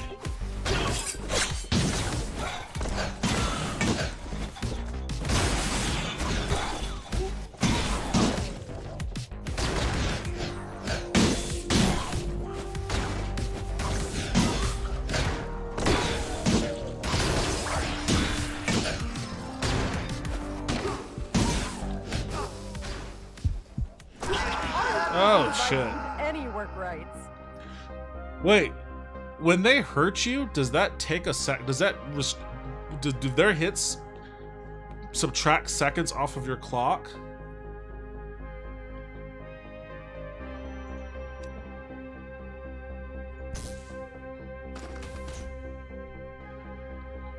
Yes? Oh god. Nice!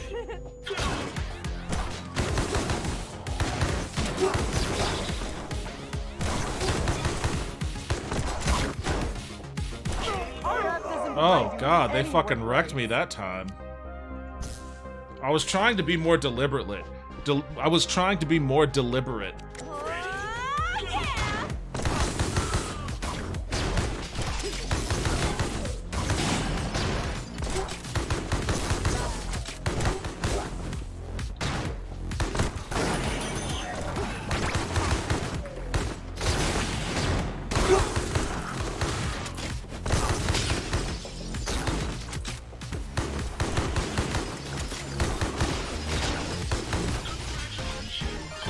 The only place where success comes before work is in the dictionary. That's why you need the machine gun. Well, I actually think I like the sword more than the machine gun. Maybe I'll go with... I think I like the sword more than the machine gun. Wishes you a good I'll try day. the machine gun again when they give me an option.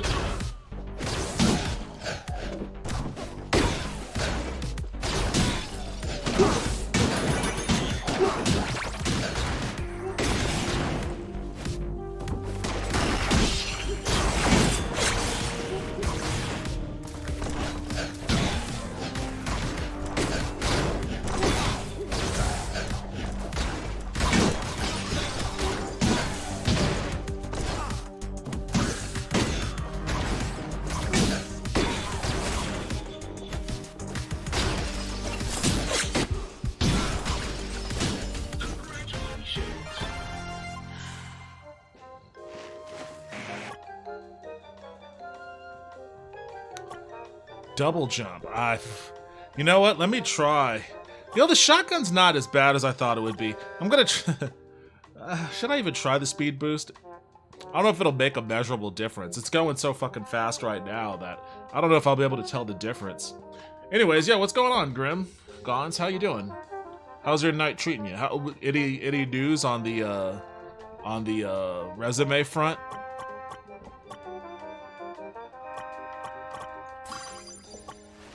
See you later!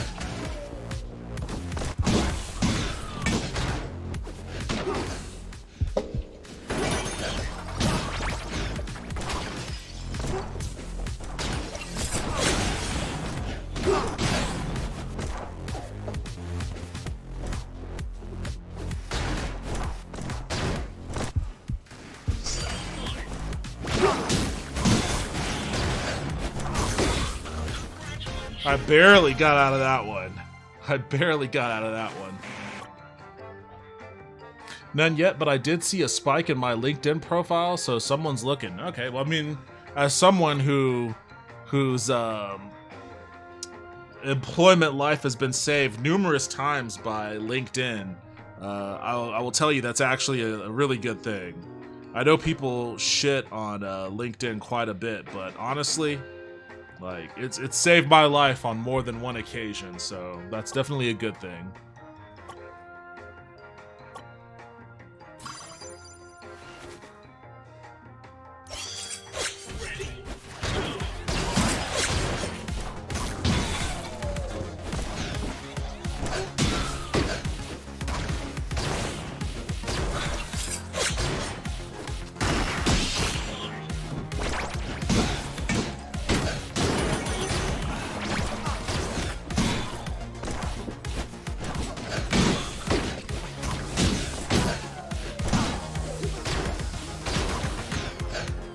I have no idea what just happened there.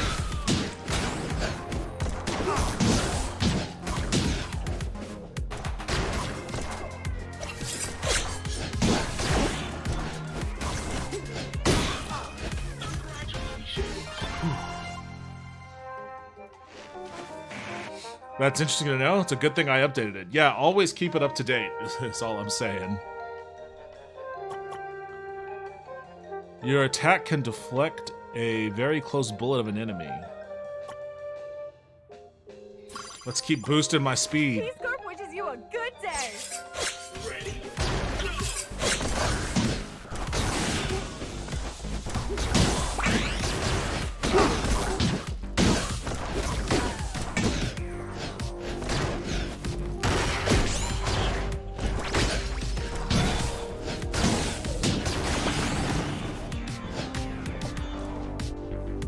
Where am I going? Oh, here I am.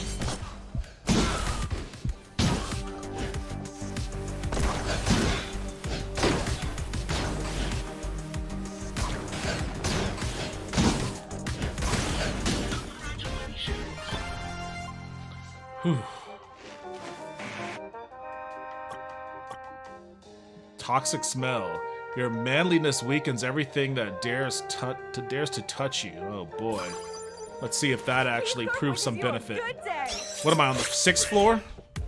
This is as far as I've ever been able to get so far.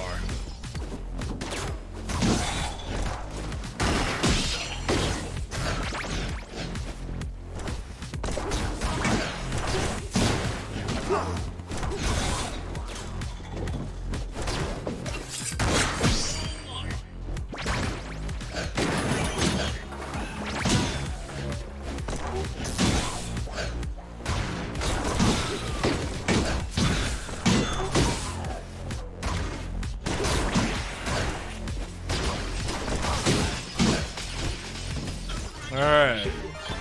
Whew. Education like adversity. Desperate Samurai. Just before death, you have a final desperate move, once per life. I don't know how that's going to... I don't know what difference that's going to make if it's all seconds-based. I guess maybe one last kill to get me one extra second. Thank you! Ready.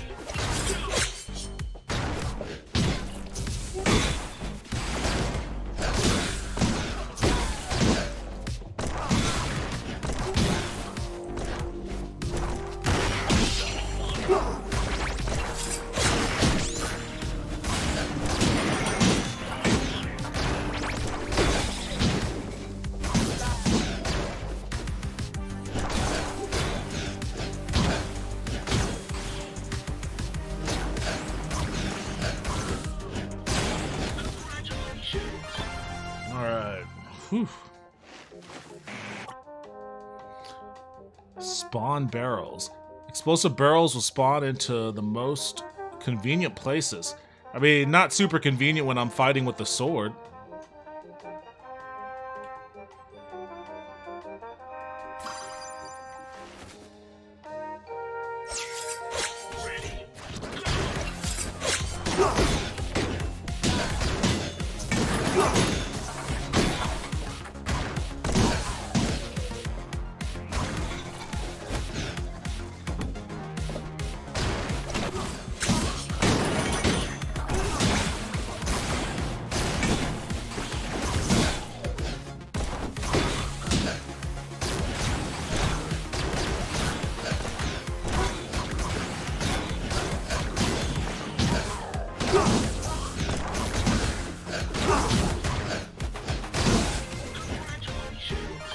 Whew. This is starting to get a little bit too frantic for my eyes to keep with. I don't even know what I'm doing anymore, honestly.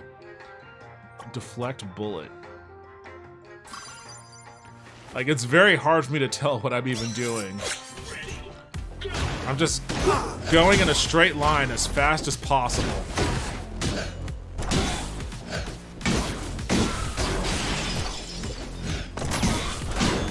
Oh, I deflected something. Yeah, totally meant to do that. It's just like I planned it.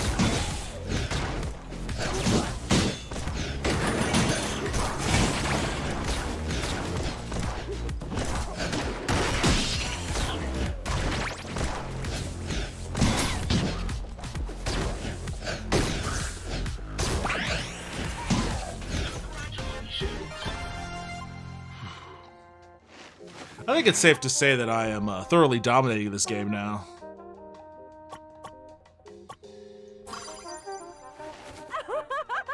Thank you!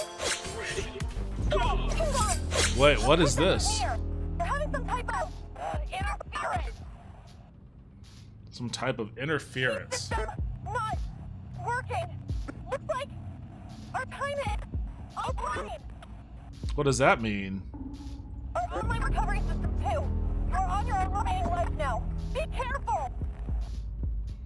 What does that mean?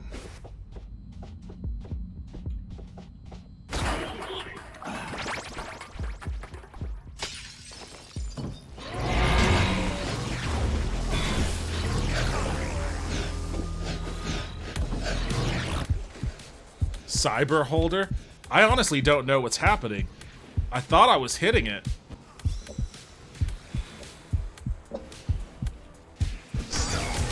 Oh, I killed it. Wait, what? Did I say billionaire killed? Oh, row-billionaire. The fuck is a row-billionaire? Hey, you know what? That desperate... Oh, looks like it's too late to say that. Our princess is on another floor. The princess is in another castle. She is now on the 20th floor. This is all a game, don't you see? Someone else is controlling you. Don't you feel that sometimes you're not moving on your own? Run, moderator, run! Moderator. Too late!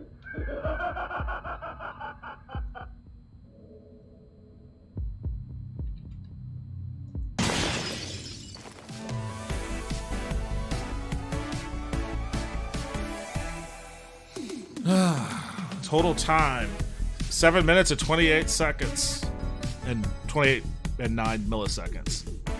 Robots killed 222, 2 headshots. Pfft, fucking shock to me that I got even that many. I didn't know what the fuck I was doing. I was just shooting. 10 finishes. I thought I got more than that though. 4 exploded, 6 electrocutions, 6 grinded, 0 frozen. Didn't know that was a thing. 80 slashed. Nut shots. I didn't know there was a nut shot. I mean, you can't tell what's happening in this game. It's going so damn fast. Choose a permanent power. Keep your last upgrade into your new life. What was my last upgrade?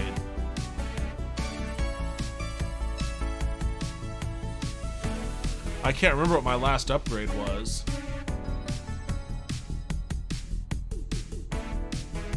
Add a button on the shop reroll to reroll the upgrades 3 times per chapter.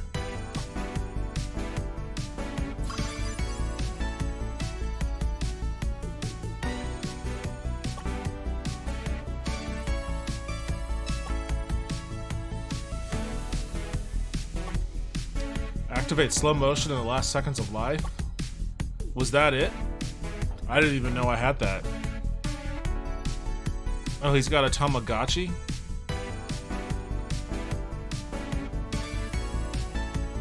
my boss.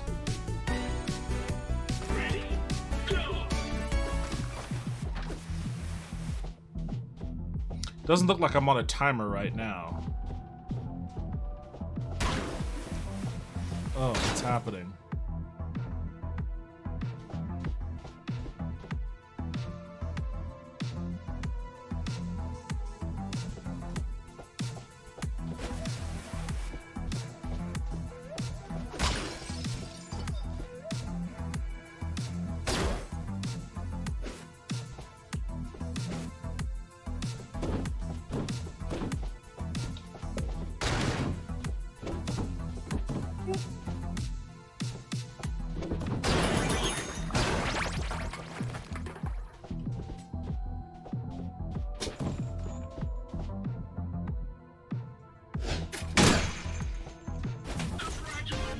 I don't know what the point of that was. Well, our scissors are back online, baby! And you get a checkpoint! It's a win-win. Whoa, hold on! Our princess is near! Tracking!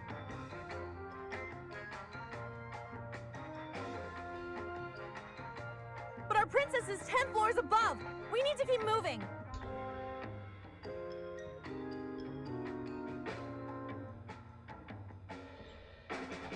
You have 10 seconds! Destroy these damn robots! See you later!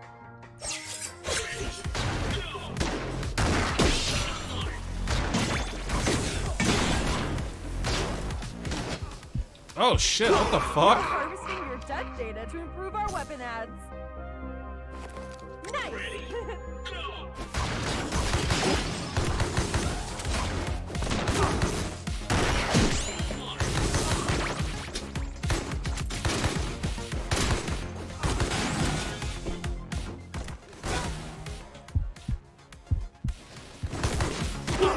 Oh, damn. Oh, your body remains are property of Peace Corporation. Sorry. Alright, I think I'm gonna give this one more go before I try the Ultros demo. Compete!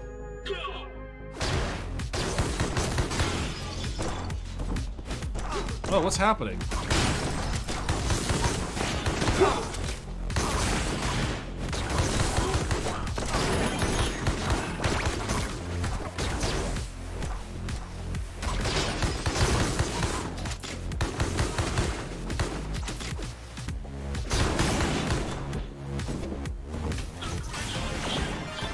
Today's offers.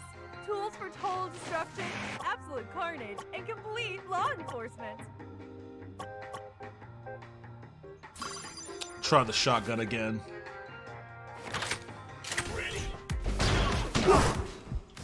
Oh my god! Kill me right away!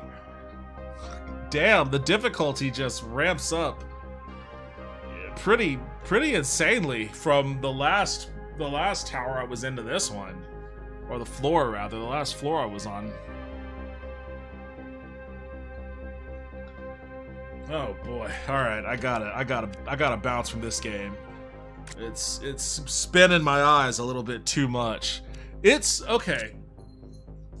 It's fun.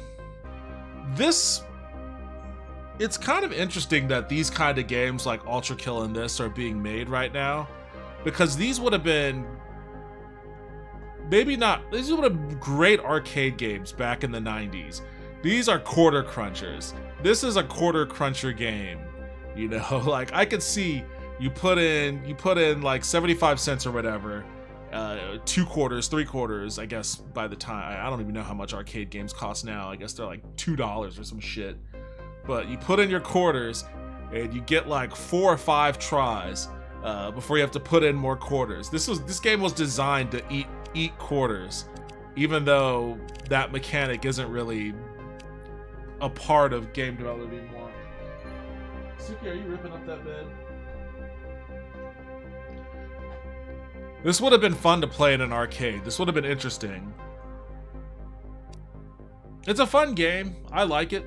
It's got a, neat aesthetic, if not driven into the dirt aesthetic. But I do like it. It is fun. Will I buy it? Probably not. It's a little too frantic for me. It's the same reason why I stopped playing Ultra Kill. I liked Ultra Kill a lot too. And Ultra Kill, ironically, is a much slower game than this one. But it eventually got to the point where I was fighting that one boss and it was just so fucking fast and frantic that I just couldn't keep up with it. When I play games like this, my eyes start tearing up because I don't blink. Yeah, I just need to slow it down a little bit. Which is funny because, you know, I started playing Dragon Ball Z Kakarot, and the combat in those games is also pretty fast and frantic. But I can keep up with that more than this. This game is insane. This game is insane.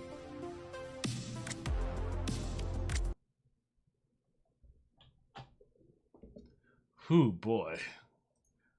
I hope Ultra slows it down a little.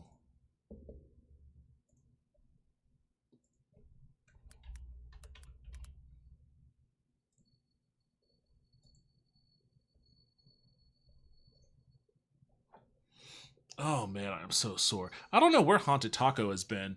She's been wanting me to do fitness streams, and now that I'm actually I'm starting to go down my fitness journey, she's nowhere to be found.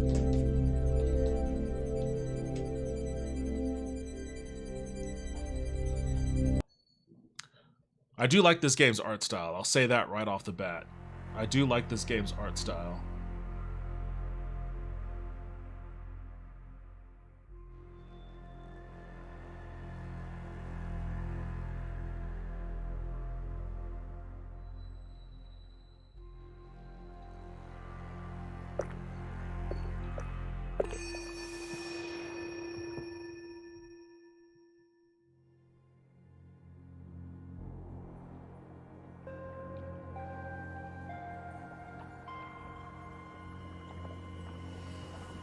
I thought that was the moon. It's been a minute since I caught your stream. You missed a few. I haven't worked out on stream yet. I plan to though. I might join a boxing gym. And I don't know if they would let me stream from the boxing gym. It'd be cool to. It would definitely be cool to. Oh, my guy just popped right up. You know what? I mentioned when I watched the trailer that it was reminiscent of like Flash animation from like the early aughts. But now that I look at it closer and full screen, it actually looks more storybook. And I know that's what they were going for. This actually looks more like storybook animation.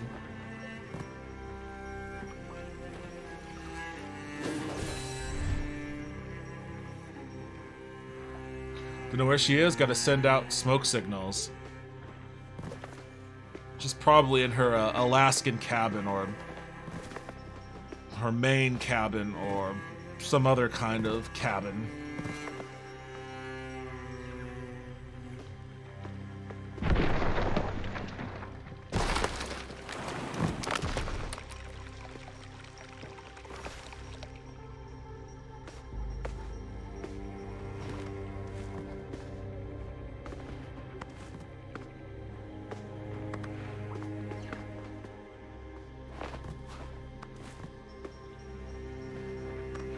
This game has some good platforming controls. I'm assuming this is like...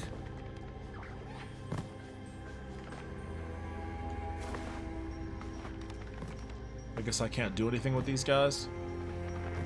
I'm assuming this is like a Metroidvania style game. I think that's what you mentioned it.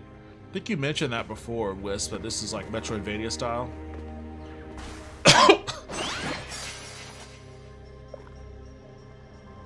Unrest Tanto. A short sword of relatively low echelon, plucked from a fallen corpse. The Tanto nails a rhythmic hum. Be patient, but never deal with hesitation. Love this. Oh, wait, what? It's Zoidberg. Love this art. Yeah, it's a Metroidvania type game. Out of the light. For the sake of Marduk's eyes. Damn, that hurts. Huh? You there, can you hear me? Great, an audience of one. Behold, the umpteenth failed attempt to make a grand escape from this sarcophagus. I know what needs to be done, but the messed up continuum around here. Never mind. Listen, I need your help. Just give me a moment to get my head straight. Meet up ahead, and I'll show you, okay? I'll explain everything. Alright, Ghost Pal.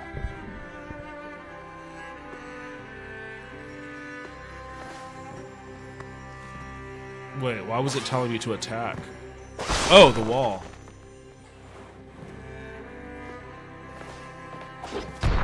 Oh, shit. God damn, that was a lot of blood these little things have. That is a cartoonish amount of blood.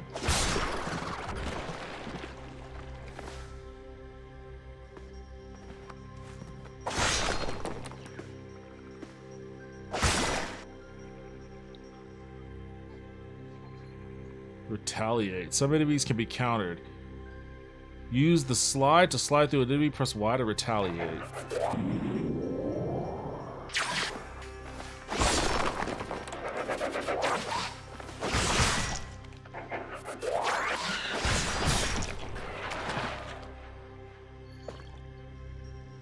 The cerebral part of pom-pom.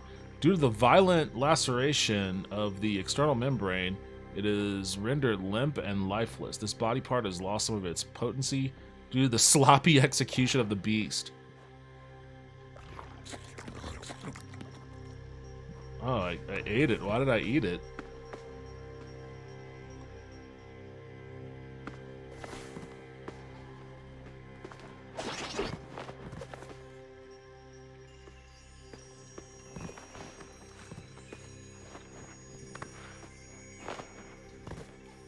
Guess there's no way for me to go up, huh?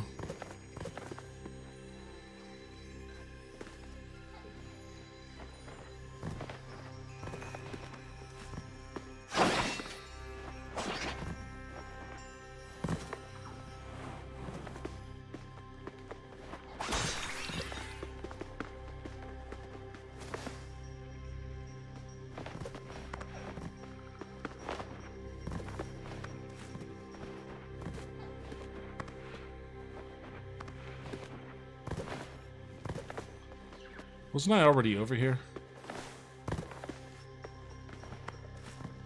This guy told me to go up ahead, but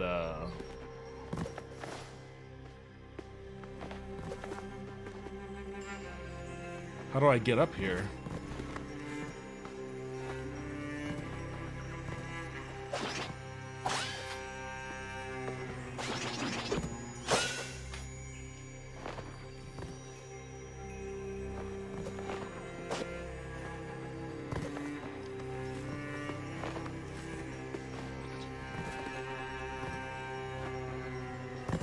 Did I miss something down here?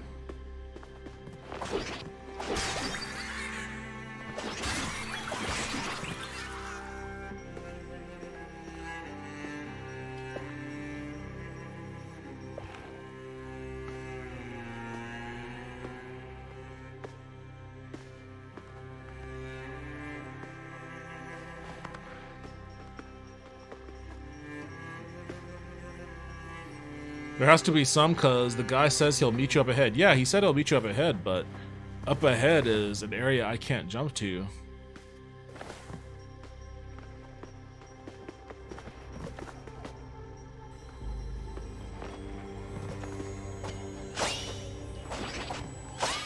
I feel like this has something to do with it, but I don't know how.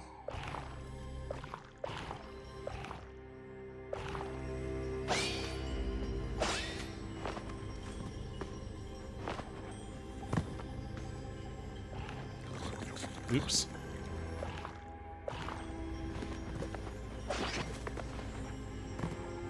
What happens if I eat all of those things? It raises some stat. I don't know what those mean, but it does something. I ate them all though, so I hope that doesn't come back to bite me.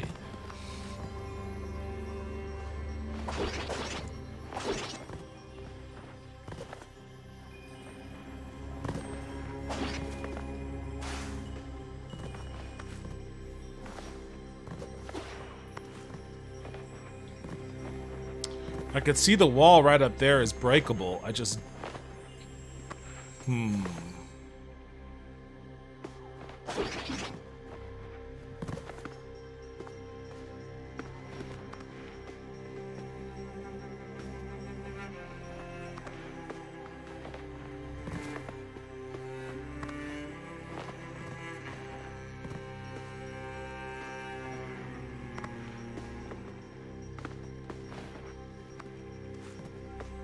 Maybe I missed something early on.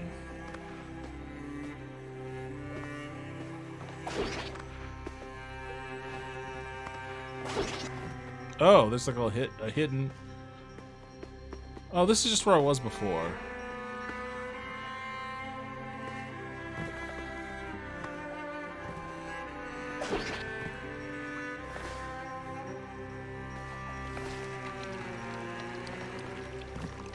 Well, there's no going back up this way.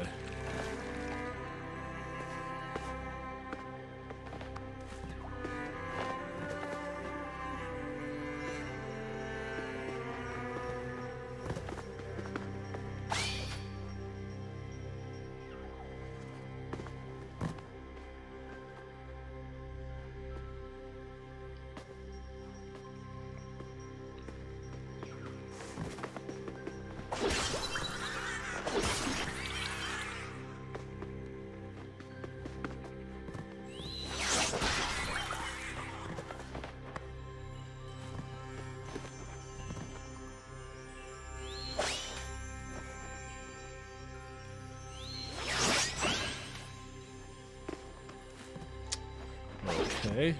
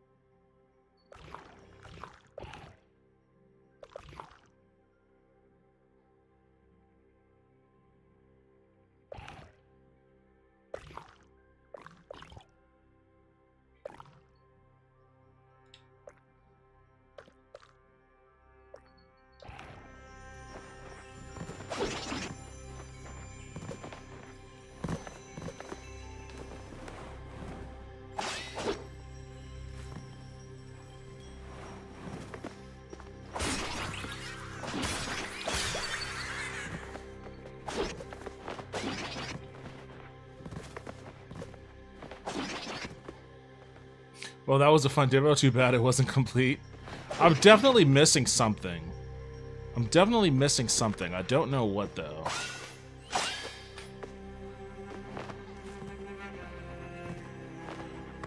I don't understand why it isn't more straightforward in this demo tutorial area.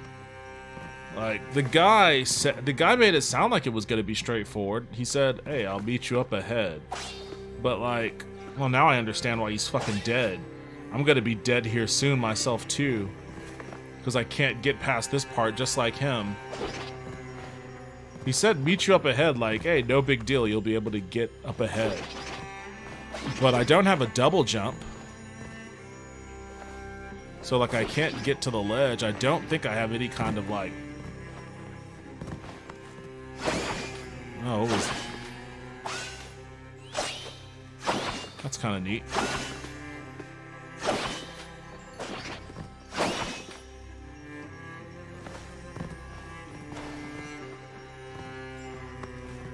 I don't really have any way to navigate up there. I feel like this little thing here, but I don't know how this... I don't know how I should... I feel like there's something here that I should be using. I don't know how, though.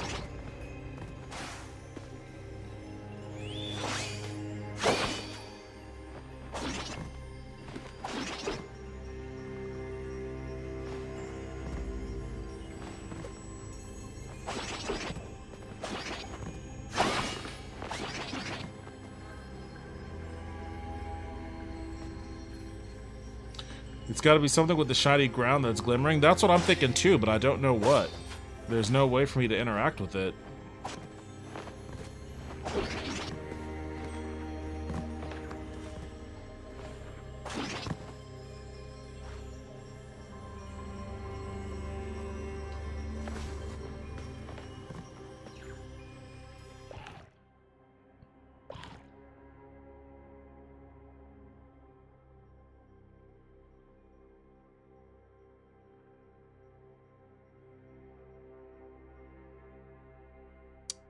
So,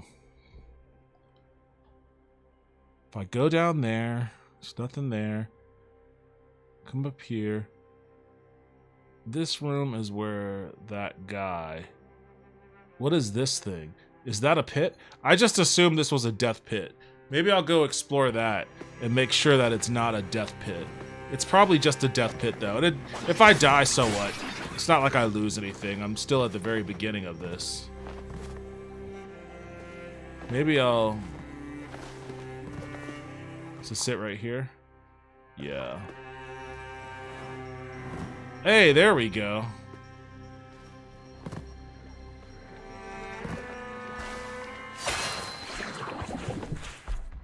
What the fuck?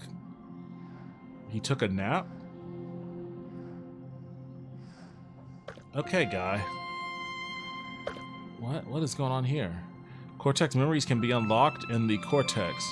Each memory needs a specific amount of nutrition to be unlocked. Get nutrition by get nutrition by eating.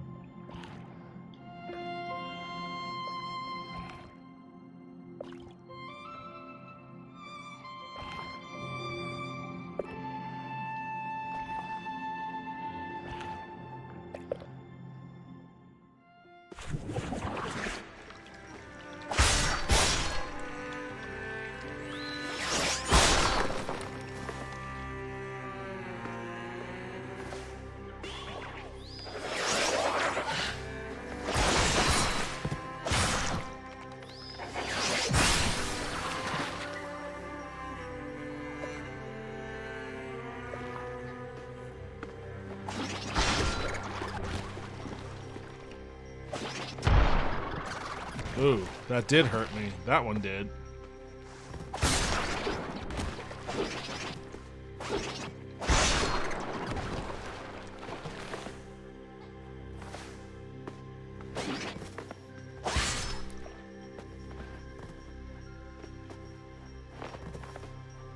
Oh, hi Suki, what's up?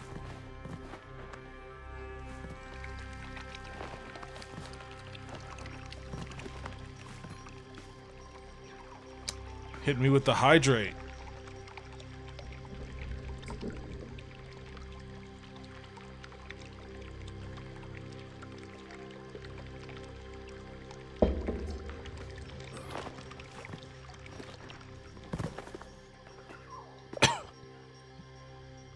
A seed faintly glowing in glowing of green lignin. If attended to, its amorphous potential will tassel out into a climbing plant of... Oh. So I need to plant that seed in that glowing light. And then like a beanstalk or something will come out that I can climb on. Oh, I can't believable. I can't believable.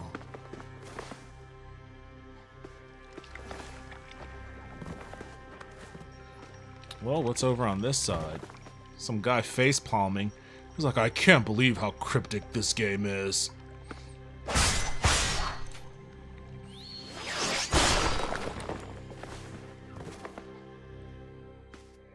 Now, there's a lot of face palming dude. Wait, what's going on here?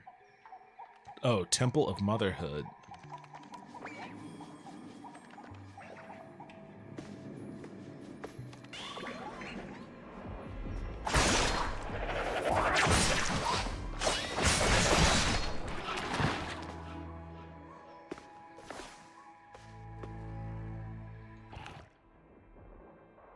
Well, this isn't where I want to be, so I'm gonna head back. I'm gonna go meet that ghost guy. Maybe that's why all those guys are face palming in the back. They're like, oh, this guy shouldn't be here. What is he doing? He's lost.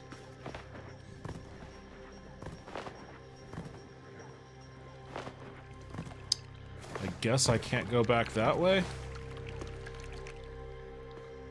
Perhaps I can go back.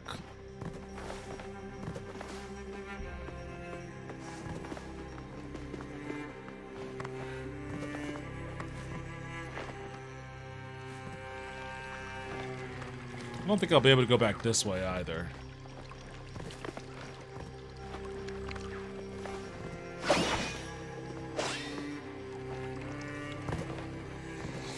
Huh. Maybe I do need to go back, go down the path of shamed mothers.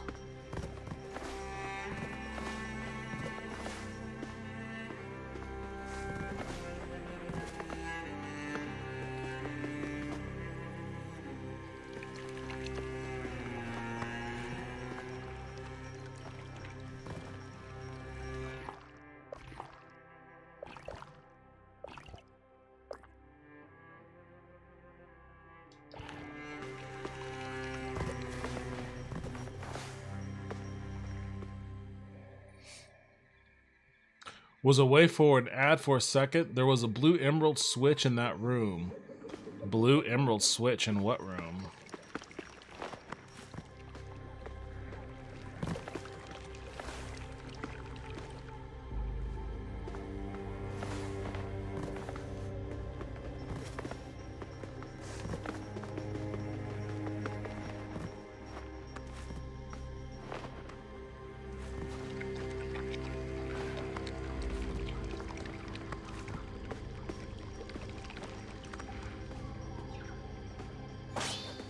Here? This?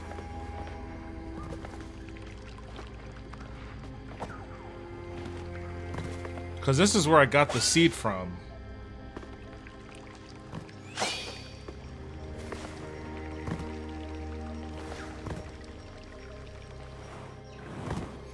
Yes, that. Yeah, that was just where I got the seed from.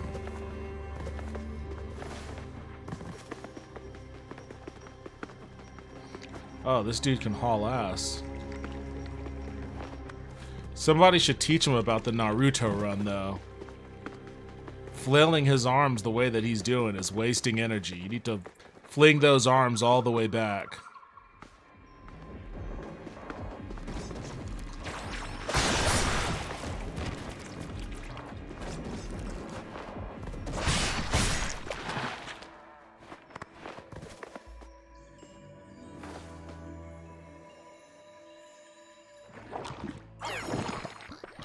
I could have sworn that I planted something in that there fertile spot. Gardener. Oh, our day greets you, my friend. Imagine this. I was just about to bury a delicate seed in this rich soil. But then I asked myself, Gardener, you drifting cloud, didn't you sow here already?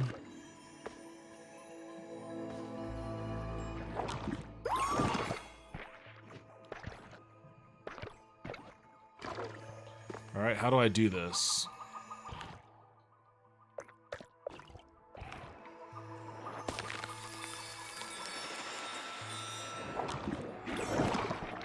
Thousand of thanks, my friend. The soil and gardener are much happy again. Mja. It's never too late to start anew. Due to an unusually spicy mixture of nutrients, the kakumen is particularly psionic. Transmogrified by the sarcophagus's energy streams, its appearance echoes the Ultra's entity to such an extent that many of the Shamasal stopped eating it out of self-deluded respect. Okay. So that wasn't the help that I thought it would be.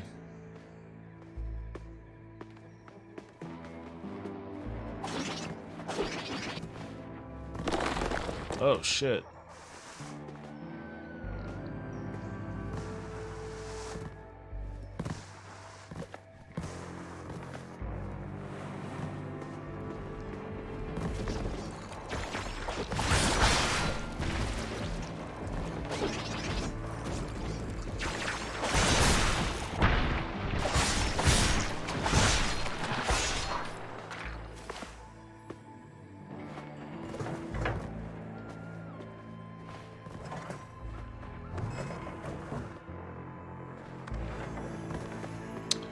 feel like I'm gonna need to put something on there.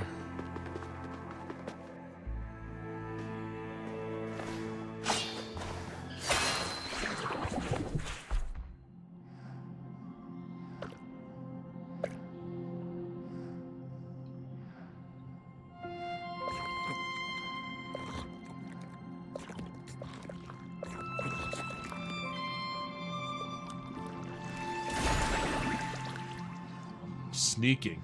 Sneaking up on enemies from behind. Okay, so I guess I unlocked that. Air Tesseract. A quick double jump with juggling potential. Perform pushing up and X at the same time while jumping. Dropkick. Perform a dropkick by pushing down and X while jumping.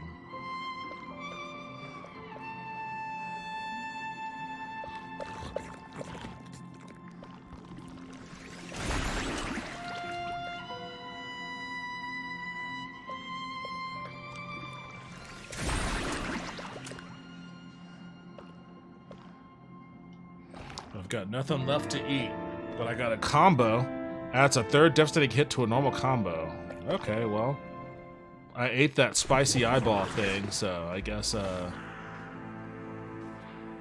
I didn't need that for something else. I hope I didn't need that for something else.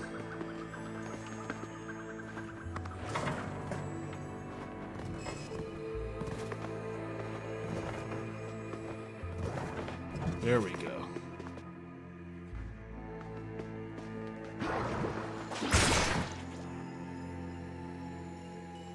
Enemies can be juggled. When the juggling indicator appears, hit the enemy again to go into aim mode.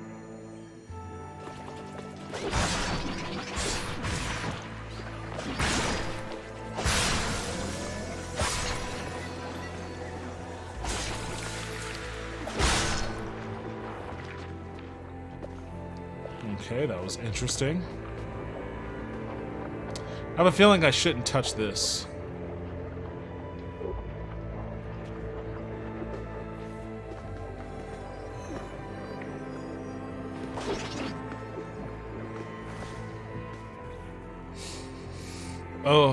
Okay, I like it.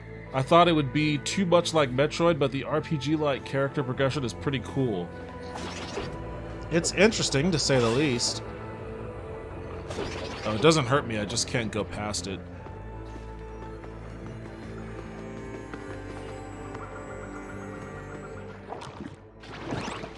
Hey, look, sorry for the confusion. I just had to find my bearings. Things get blurry in here, and I've been stuck since forever and a day. I'm Wallet, with eyes that spy in all directions, ha. Forget it, just a bureau thing. Anyways, further ahead, there's a bastard of a shaman hooked to a pod. Here, have a look. Oops.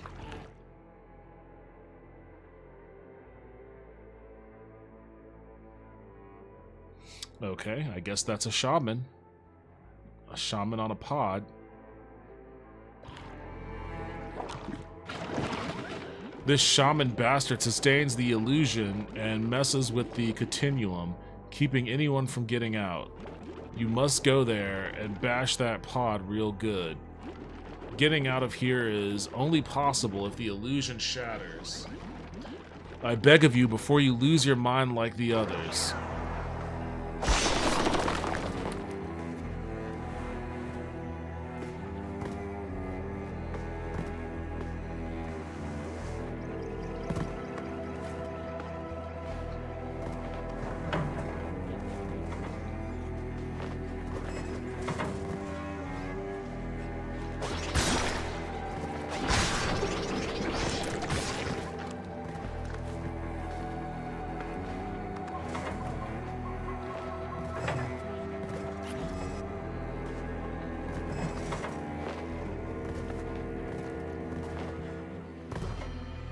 I don't see any reason for me to go that route again.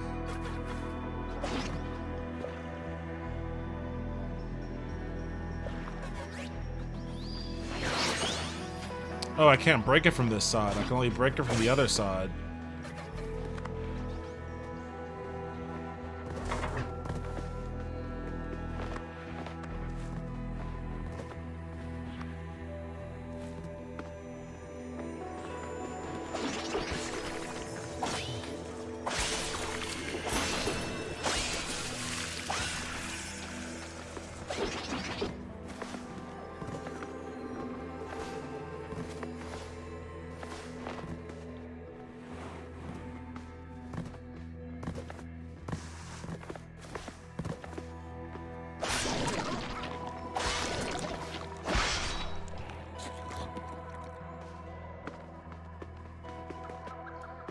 Oh!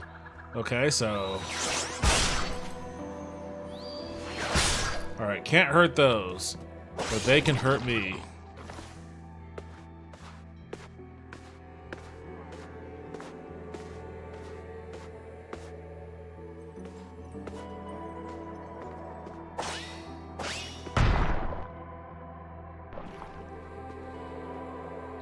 Did something hurt me? What happened? I can't tell. I can't tell what's going on. What's happening back there?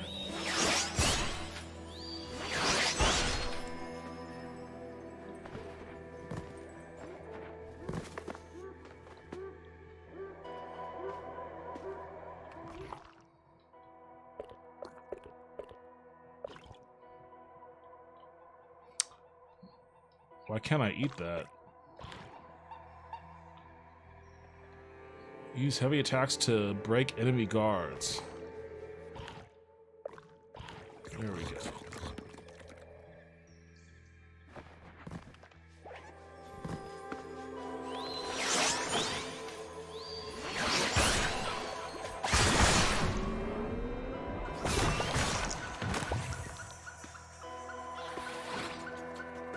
Oh, get away from that.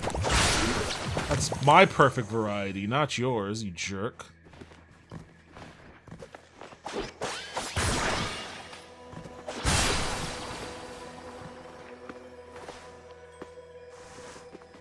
Oh, damn it, is it still there? It is, good.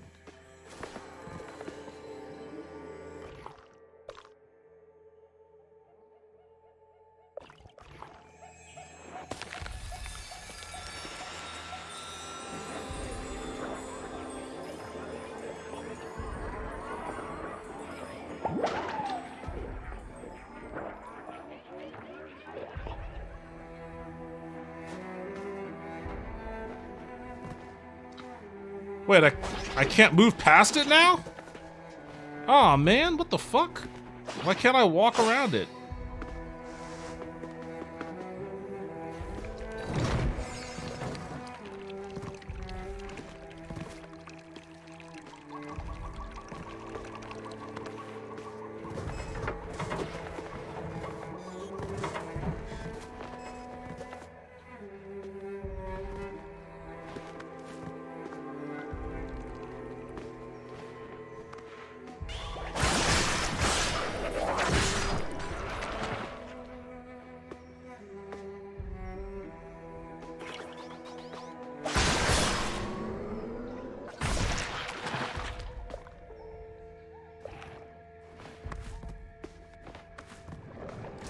Oh.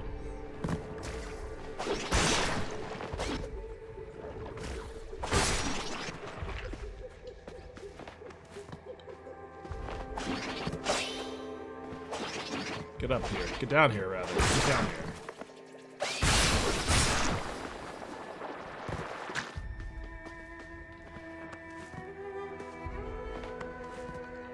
This game has a real meditative kind of vibe.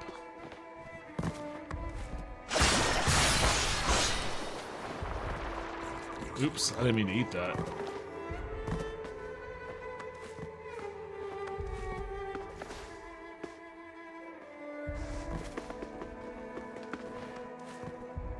Wait, am I back with the mothers?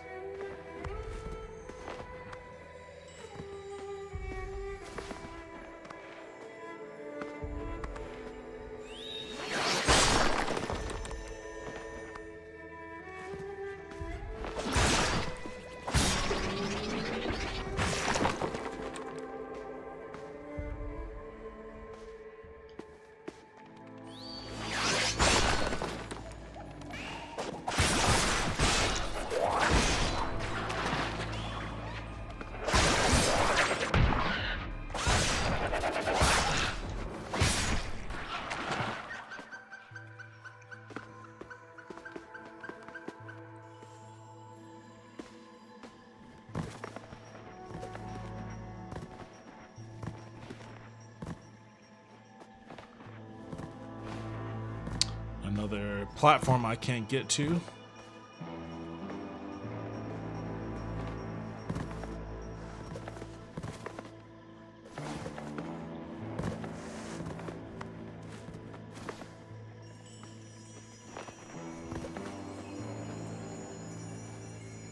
I wonder what these glowing things on the floor mean.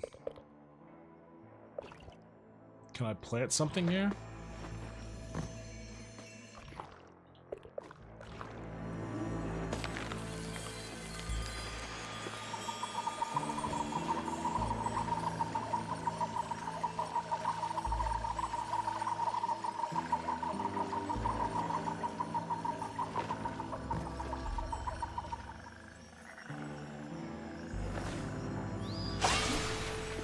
I guess that didn't really amount to much.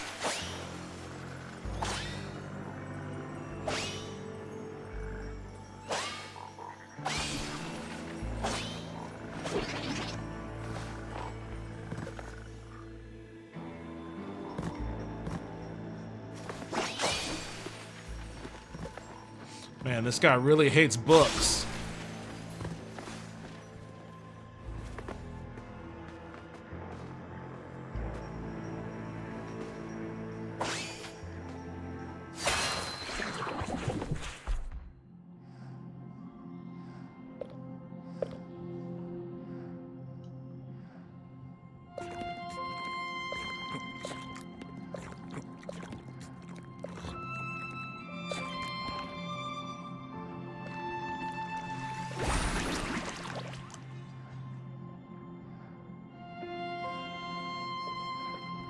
Track gardens. The fuck would I care about that? What is this middle one?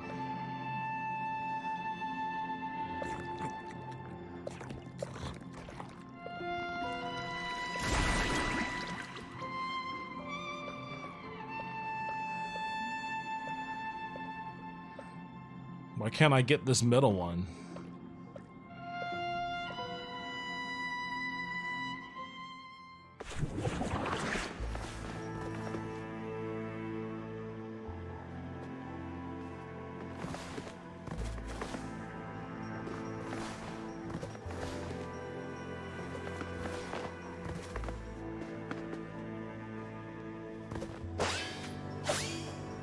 In somebody's dining room.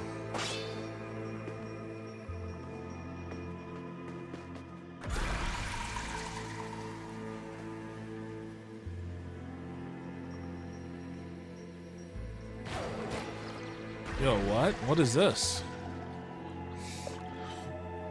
Extractor. The Tenebra Caligarum is a tool used by the Barian Shamasaw in their cleansing ritual. It has popularly become known as an extractor. Although not intended, its more nimble users can use it to double jump. Oh, there we go. Hello? Who is in there?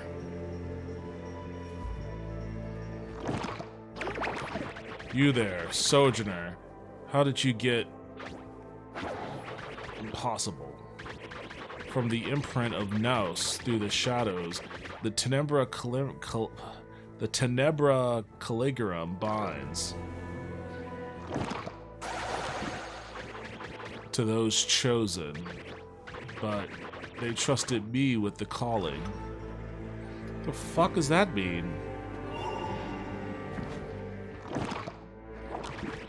I am Qualia, called of the Shamasaw Chalice of Beria. Dude, whoever wrote this shit was fucking high as hell when they did. They were high, they were microdosing, they were macrodosing. They were on everything. I am the Chalice! Why is she screaming that shit at me? I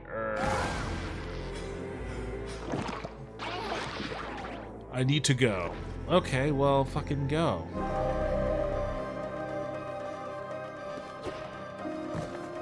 Alright, for some reason, this weird tether lets me double jump.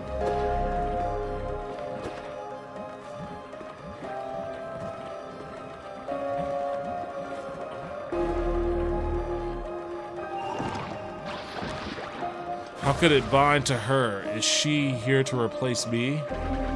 Pull yourself together, Qualia. Breathe, breathe.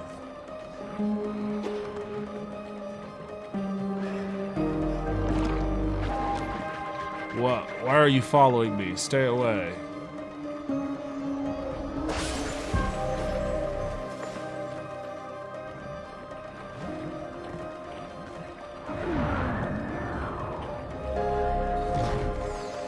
Oh, shit.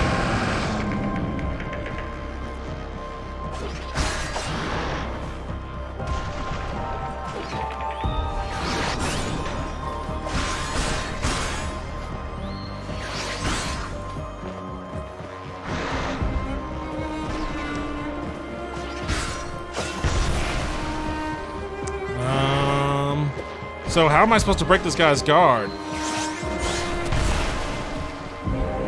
I was told that the strong attack would break his guard. Oh, I gotta attack the... Oh, shit. I gotta attack that thing on... Oh, not good. I gotta attack that thing on his back.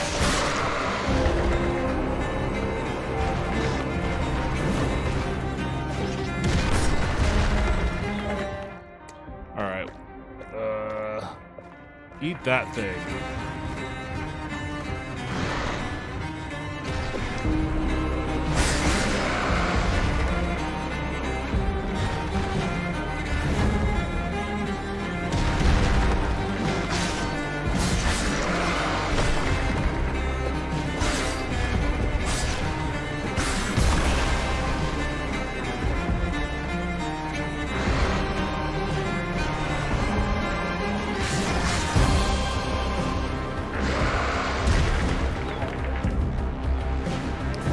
Okay.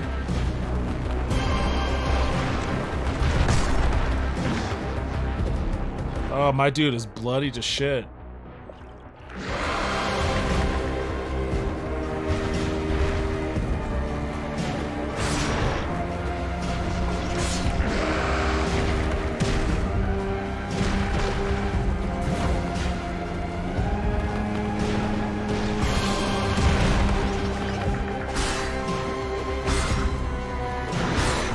Trying to get up there. I can't get up there.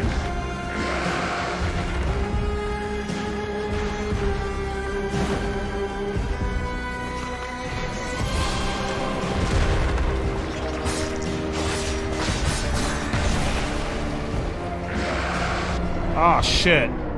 I got trapped. I got trapped. Oh, man. Wait, reload from where? Oh, okay, it starts me off here.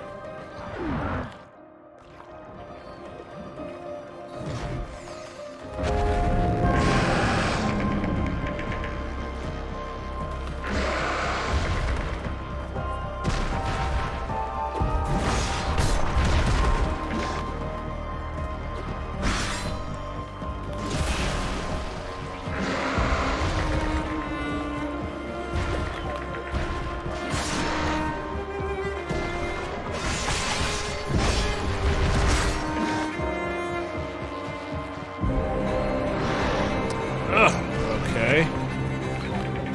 I just can't let myself get... Oh, shit. I can't let myself get trapped again.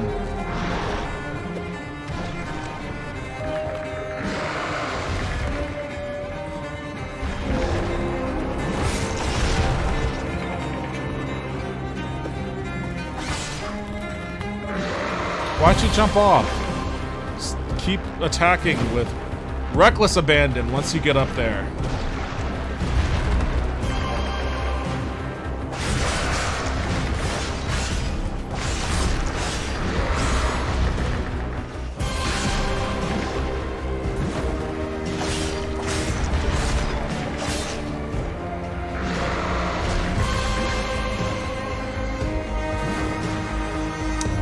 How many phases does this thing have?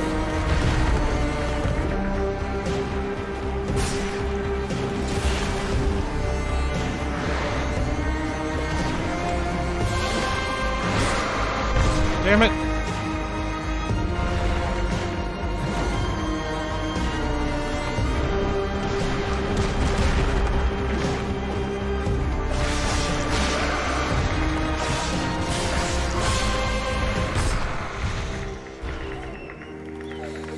Oh boy, is that it?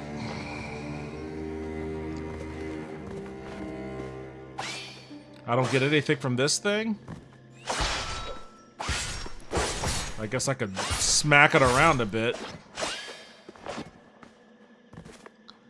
I don't know why I would be interested in smacking it around a bit.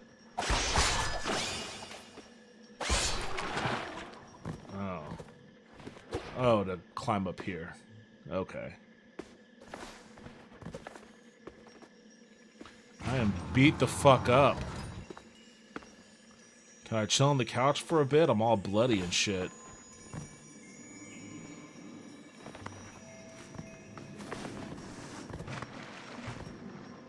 What is this?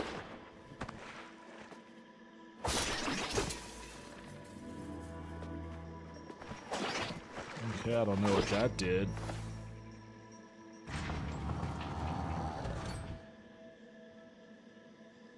So yeah, they want me to put everything in a large box so they can get at the windows. I'm not a fan. What is this for again? Oh, I'm at the shaman already? Aw, dude, you're fucking wrecked.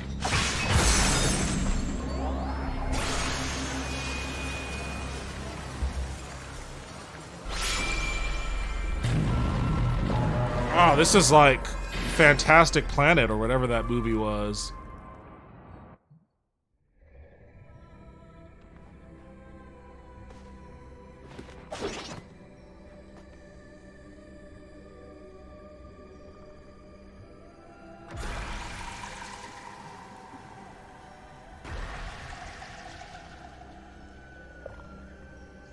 Returner modification.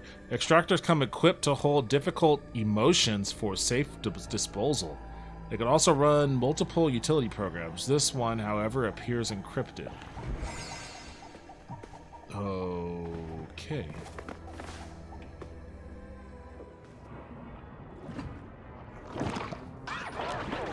The incubator. You myopic fool. What? The cathectic transference has been disrupted, meaning that the birthing has begun. What the fuck are you talking about? No time to waste.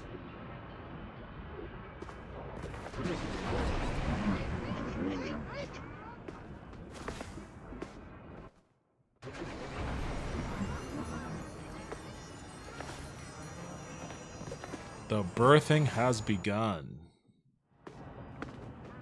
Guess I'm following this little stream here.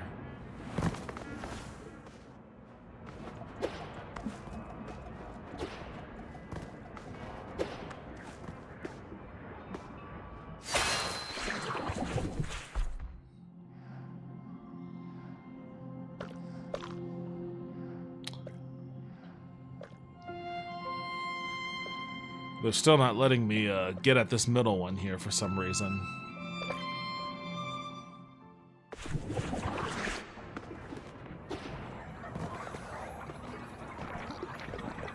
Awaiting connection. It's like this world's version of a router.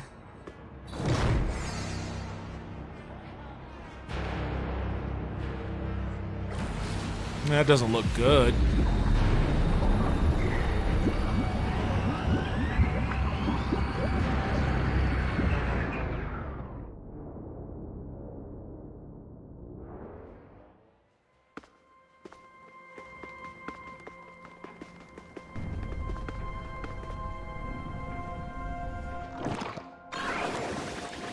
You dare enter the humidicrib?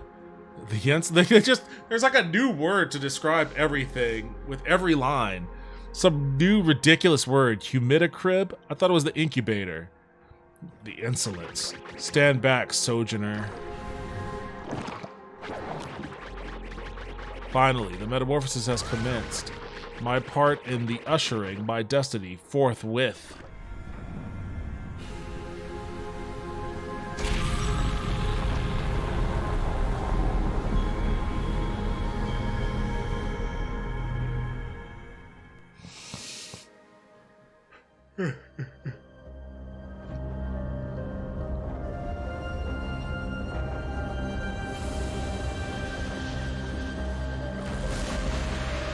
I mean, it doesn't look great.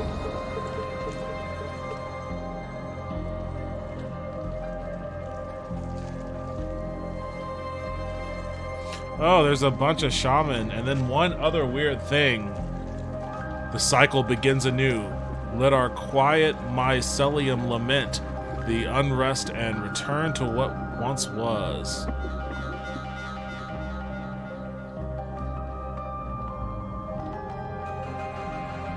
I appreciate the weirdness of this game. It reminds me of, I mean, a lot of it reminds me of Fantastic Planet. It also reminds me of, what was that Amiga game? It was like Shadow of the Beast, I think.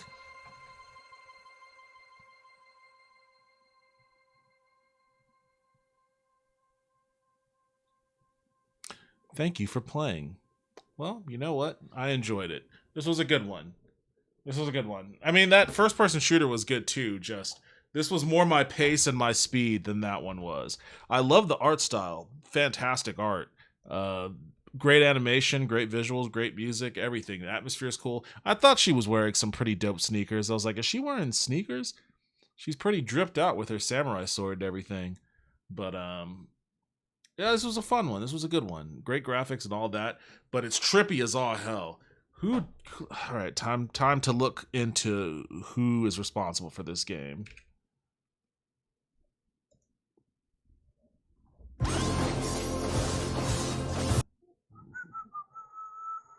Developer Hadokui. Okay, it looks like this is the only thing they have up on Steam.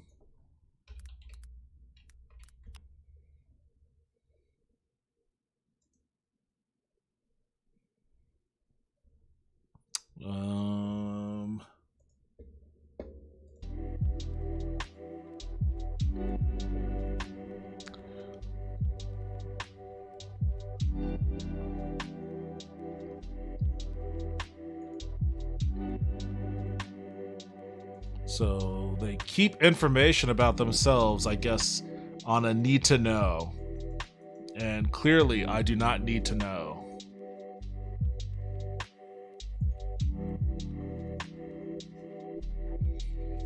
Sweden. Oh, they're in Sweden.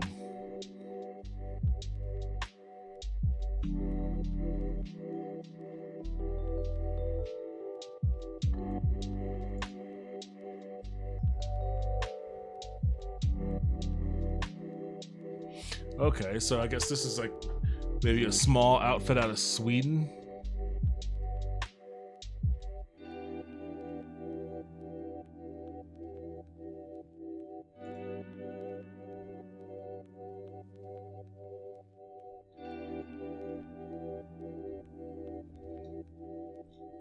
Yeah, not a lot of information about these guys.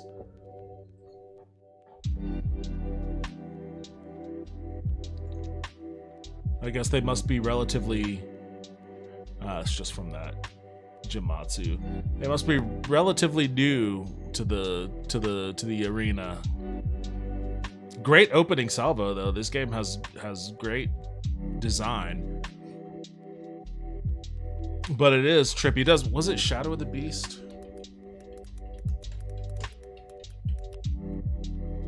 Yeah.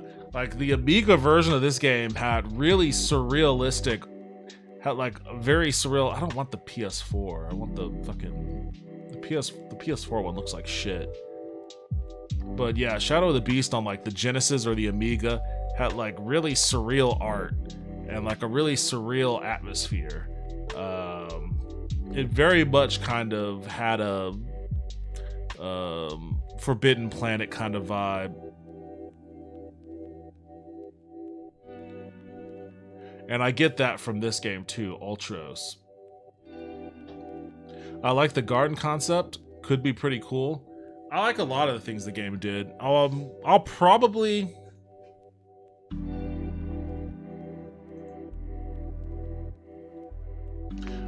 end up picking up this one too. It's out now, I think. It's only got 14 reviews, or no, I'm sorry, 64 reviews. Yeah, it's out now. I'll probably purchase it at some point. I do like this. I don't think I'm gonna get that Mad Mullet game though. That one's a little bit too extreme for my taste.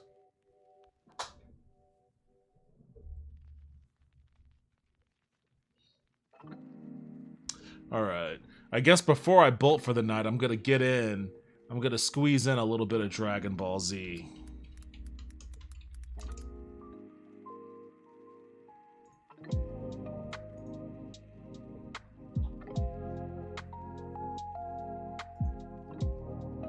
Because, damn it, I want to play it.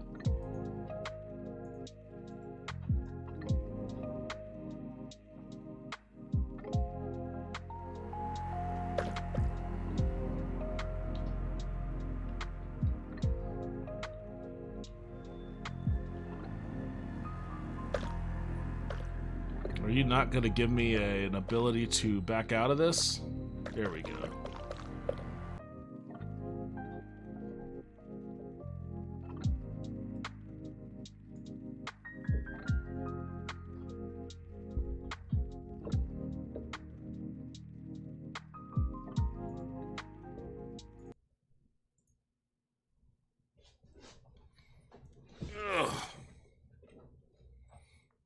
Do do do do do do do do do do do do do.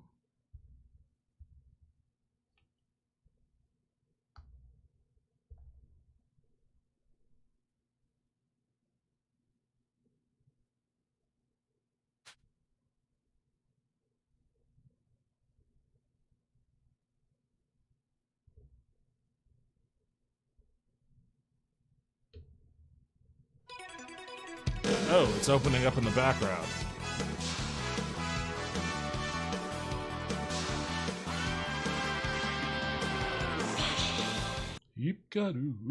Oh, I didn't mean to skip it.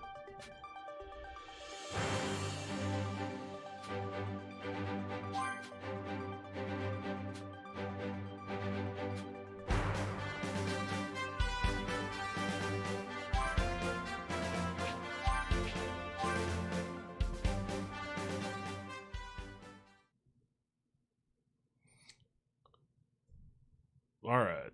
I think Krillin has a quest that he wants me to do.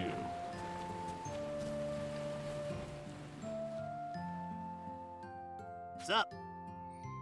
Hey Goku, I know Master Roshi was talking about it before, but you know trading's pretty important, huh? I can't let all the strength I've gained just go to waste, so I'm planning on getting back into a serious routine. So what you're saying is, you want to fight me?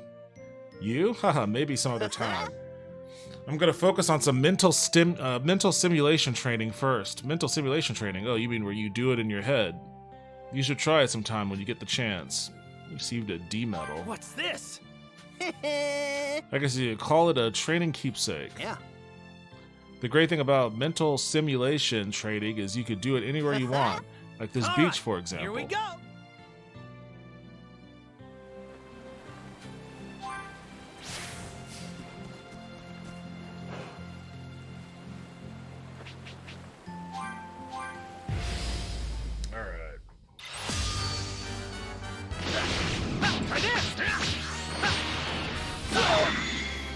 My power!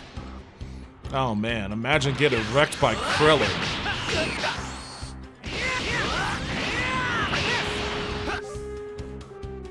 Press X when guarding to send a nearby enemy flying, okay?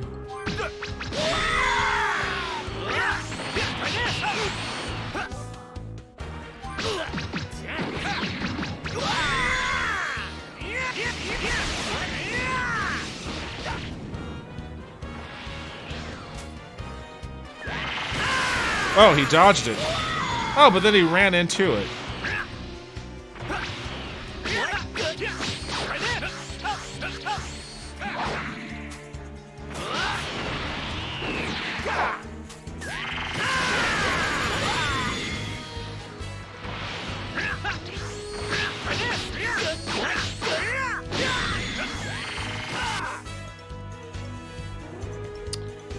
Press A just as it about to. Ooh. Oh, he got me. Oh, I dodged right into it. Man, I'm getting wrecked by Krillin. Rock, paper, scissors! Rock!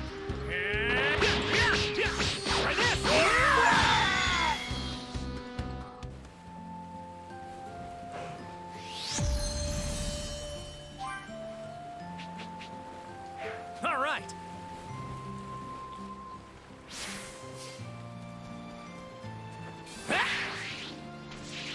So, he's got your looks, but does he have your power too? I'm betting that he's pretty strong if I had to guess. But I can't be sure since Chi-Chi won't let me train him to find out one way or the other.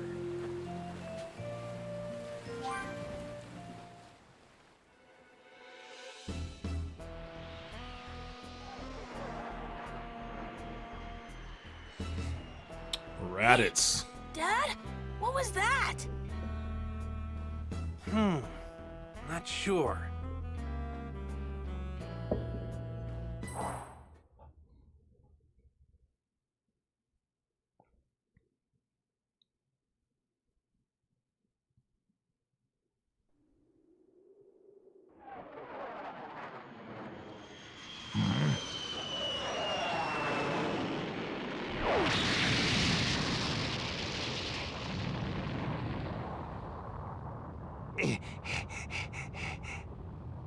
What is it? It ain't no meteor!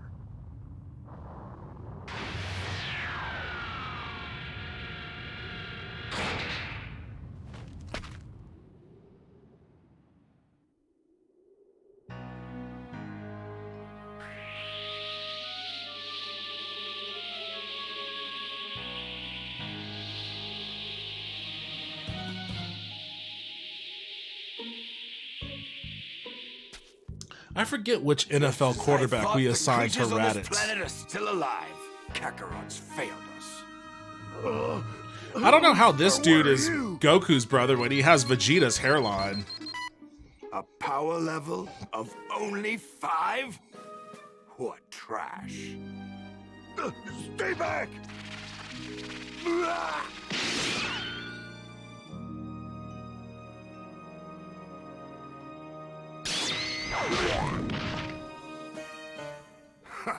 Is this the best this planet can muster? Well, now, here's the large power reading. Distance 4880. Kakarot.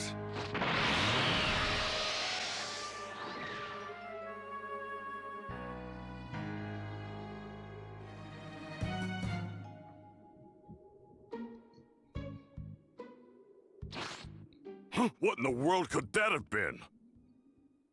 I've never felt a power like this.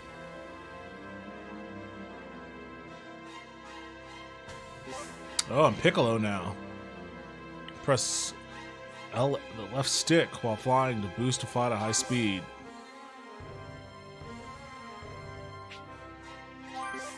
Oh my god. LT to enter first person view and X to do a key blast. Not sure what this is, but I better check it out.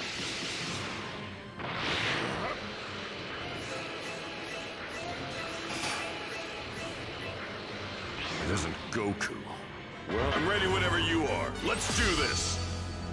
Oh, this is one of the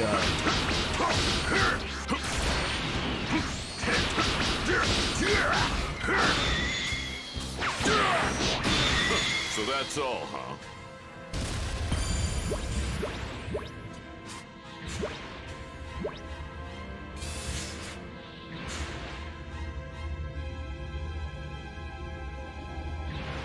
But if it isn't him, then who is it? Well now, this could be fun.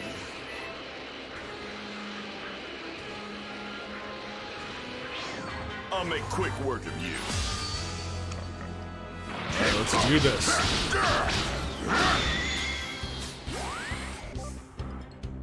This is a super attack which you use the L during the attack to aim at your opponent.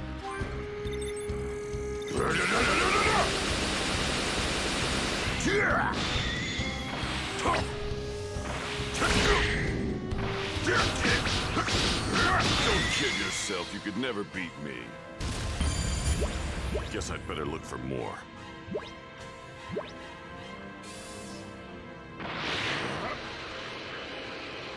Well now, this could be fun. Where the hell could he be? I'll make quick work of you. There's all these little feeder droids floating around.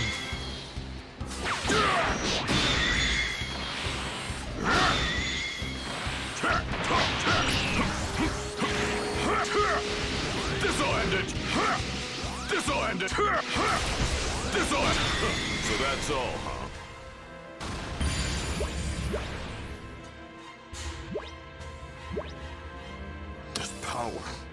unlike anything I've ever felt before. I'm guessing this is where I should be? What's going on?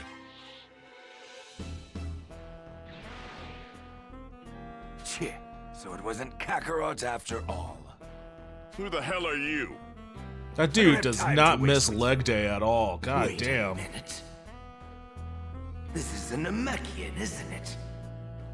What the hell is a Namekian doing on this planet? If that's true, then what are you even doing here? You got a death wish? You've got spunk, I like that.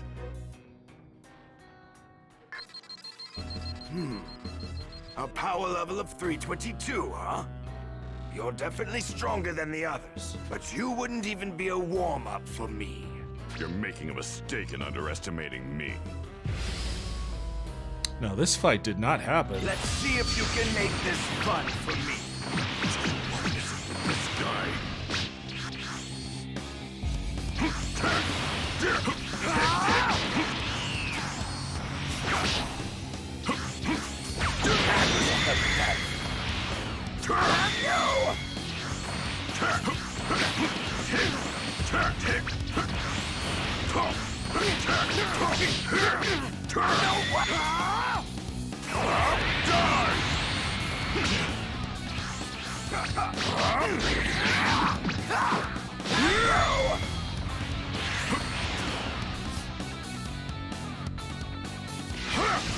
This'll end it!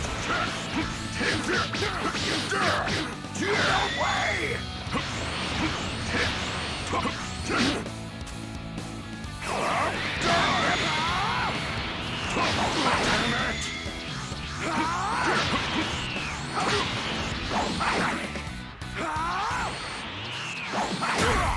Oh, he broke my guard.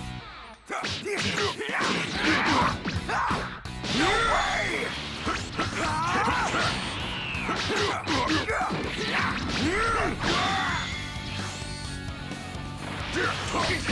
Damn it! Where'd that tough guy attitude go? You done already? How do I charge my key? Oh shit.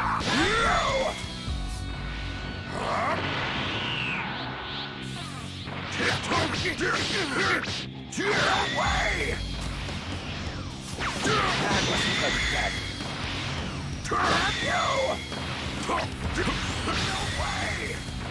Got him. Ah, but I got an A instead of an S.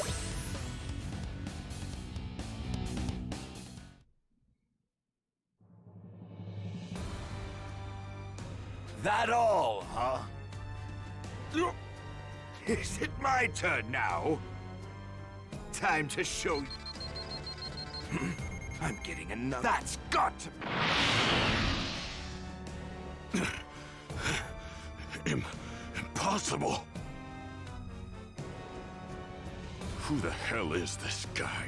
And where is he going?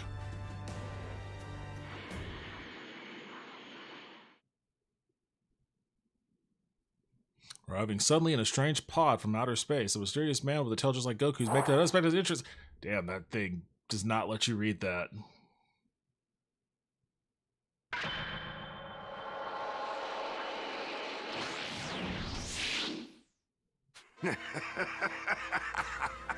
Well, if it isn't Kakarot, you've grown. You look just like our old man. What? Tell me, Kakarot, what is this? You were supposed to exterminate all life on this planet. What have you been doing all this time? Huh? Who are you? And who's Kakarot? Should I know who that is? You have got to be kidding me. You don't remember? Fine then. Allow me to refresh your memory. You're not from this filthy planet. You were born on planet Vegeta.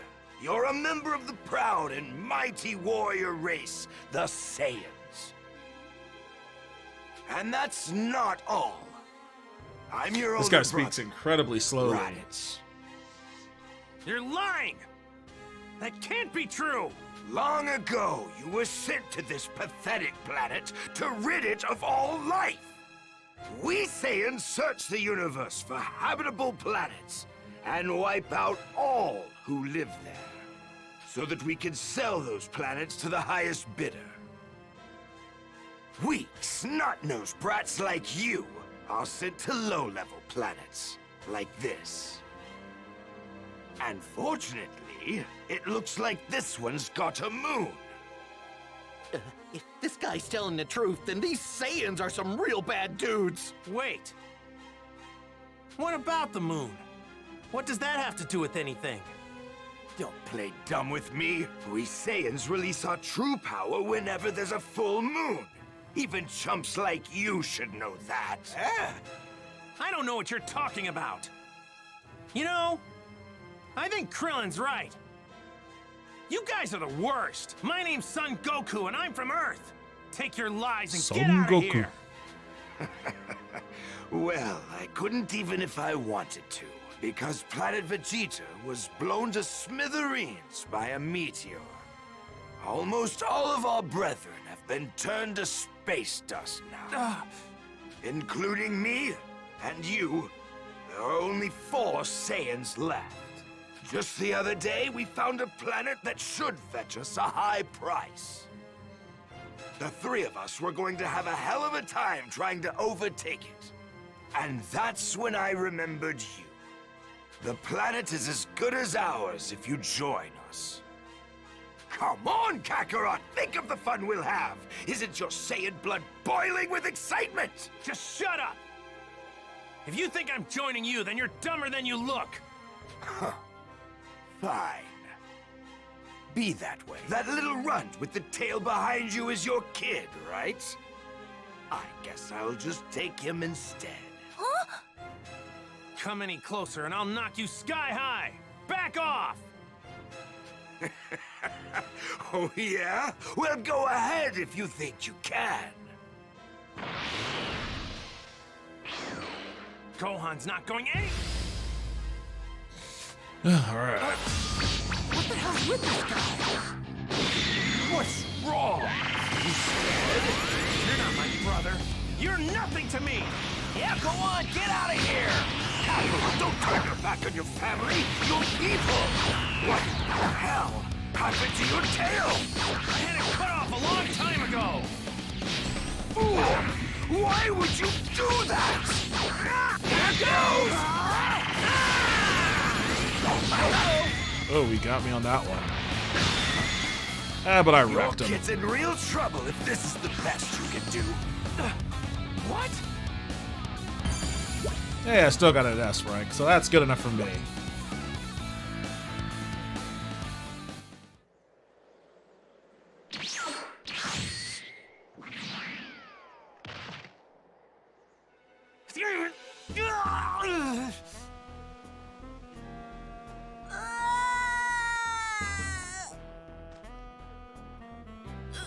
Don't worry, Kakarot. I'll make sure to take good care of the boy. If you want him back, then you better do as your big brother says. Give him back! And don't even think about trying to be a hero.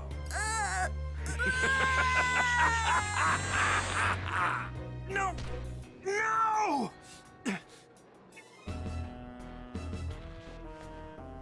Bulma, you still got that dragon radar? Oh, I get it! That decoration on Gohan's hat was a Dragon Ball! Oh, he needs that. He can sense off. power It's ratings. now or never! He can just follow the guy's power. You're as good as dead on your own. Piccolo! Neither of us has what it takes to face him head on. At least if we tried on our own. But together, if we were to team up, we just might be able to take him down. Yeah, you're probably right. But can I really trust you? What's your angle in all this? Don't get the wrong idea. It isn't that I care in the slightest about your little kid or the Earth. That fool is the only thing standing between me and world domination. The moment he and his cronies are out of the picture, I'd finally rid myself of you. Then the world will be mine for the taking. You're crazy if you think I'm about to let that happen. But for now, I guess we gotta join forces. Guess there's really no getting around that. Precisely.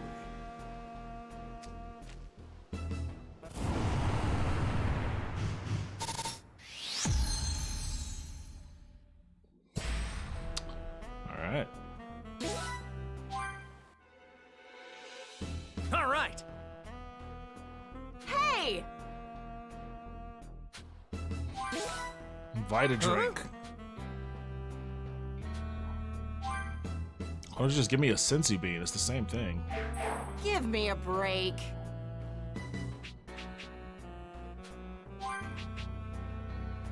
Wait, what? Give me a break. Wait, why isn't it letting me? What's going on here?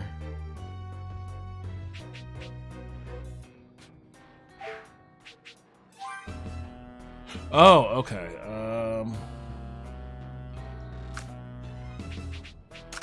There, I'll put it on Y. Thank you! Hey! Yeah! Flying Nimbus!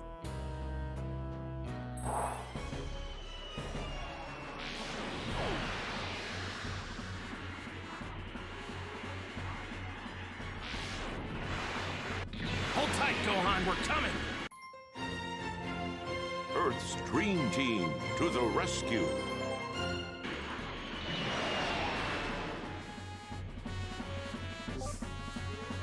After progressing to a certain point in the main story, you will begin to travel with and fight alongside other characters. These support characters can assist you in a variety of ways in battle, so don't forget they're there to help.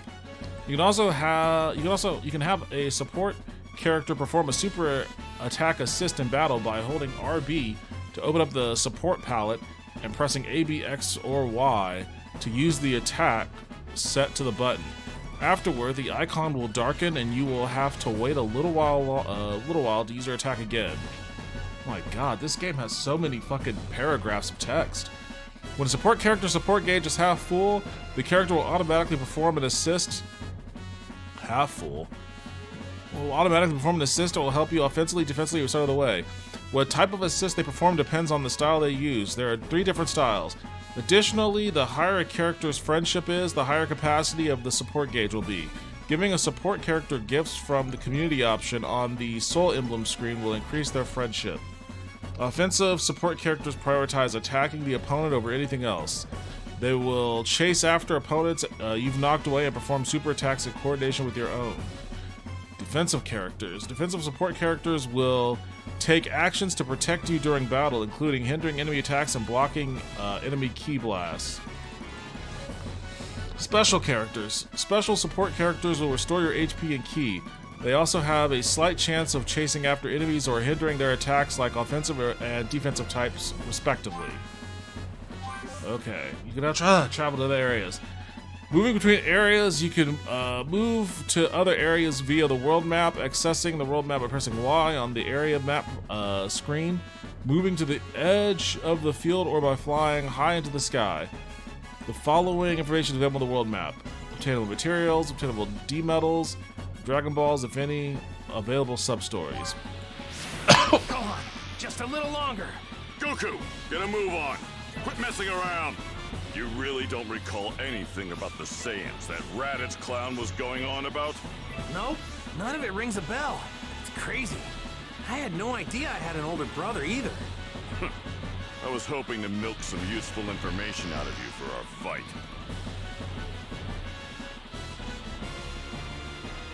That's toward Luca Village on the world map. You know what? I'm actually at 3 hours on this, and I'm kind of hungry. I'm gonna make myself a snack. I'm gonna call it for the night.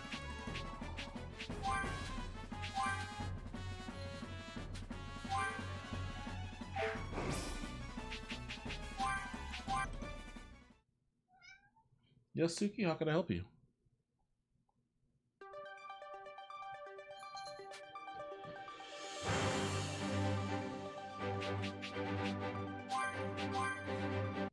Oh man, I don't even know what I'm gonna eat.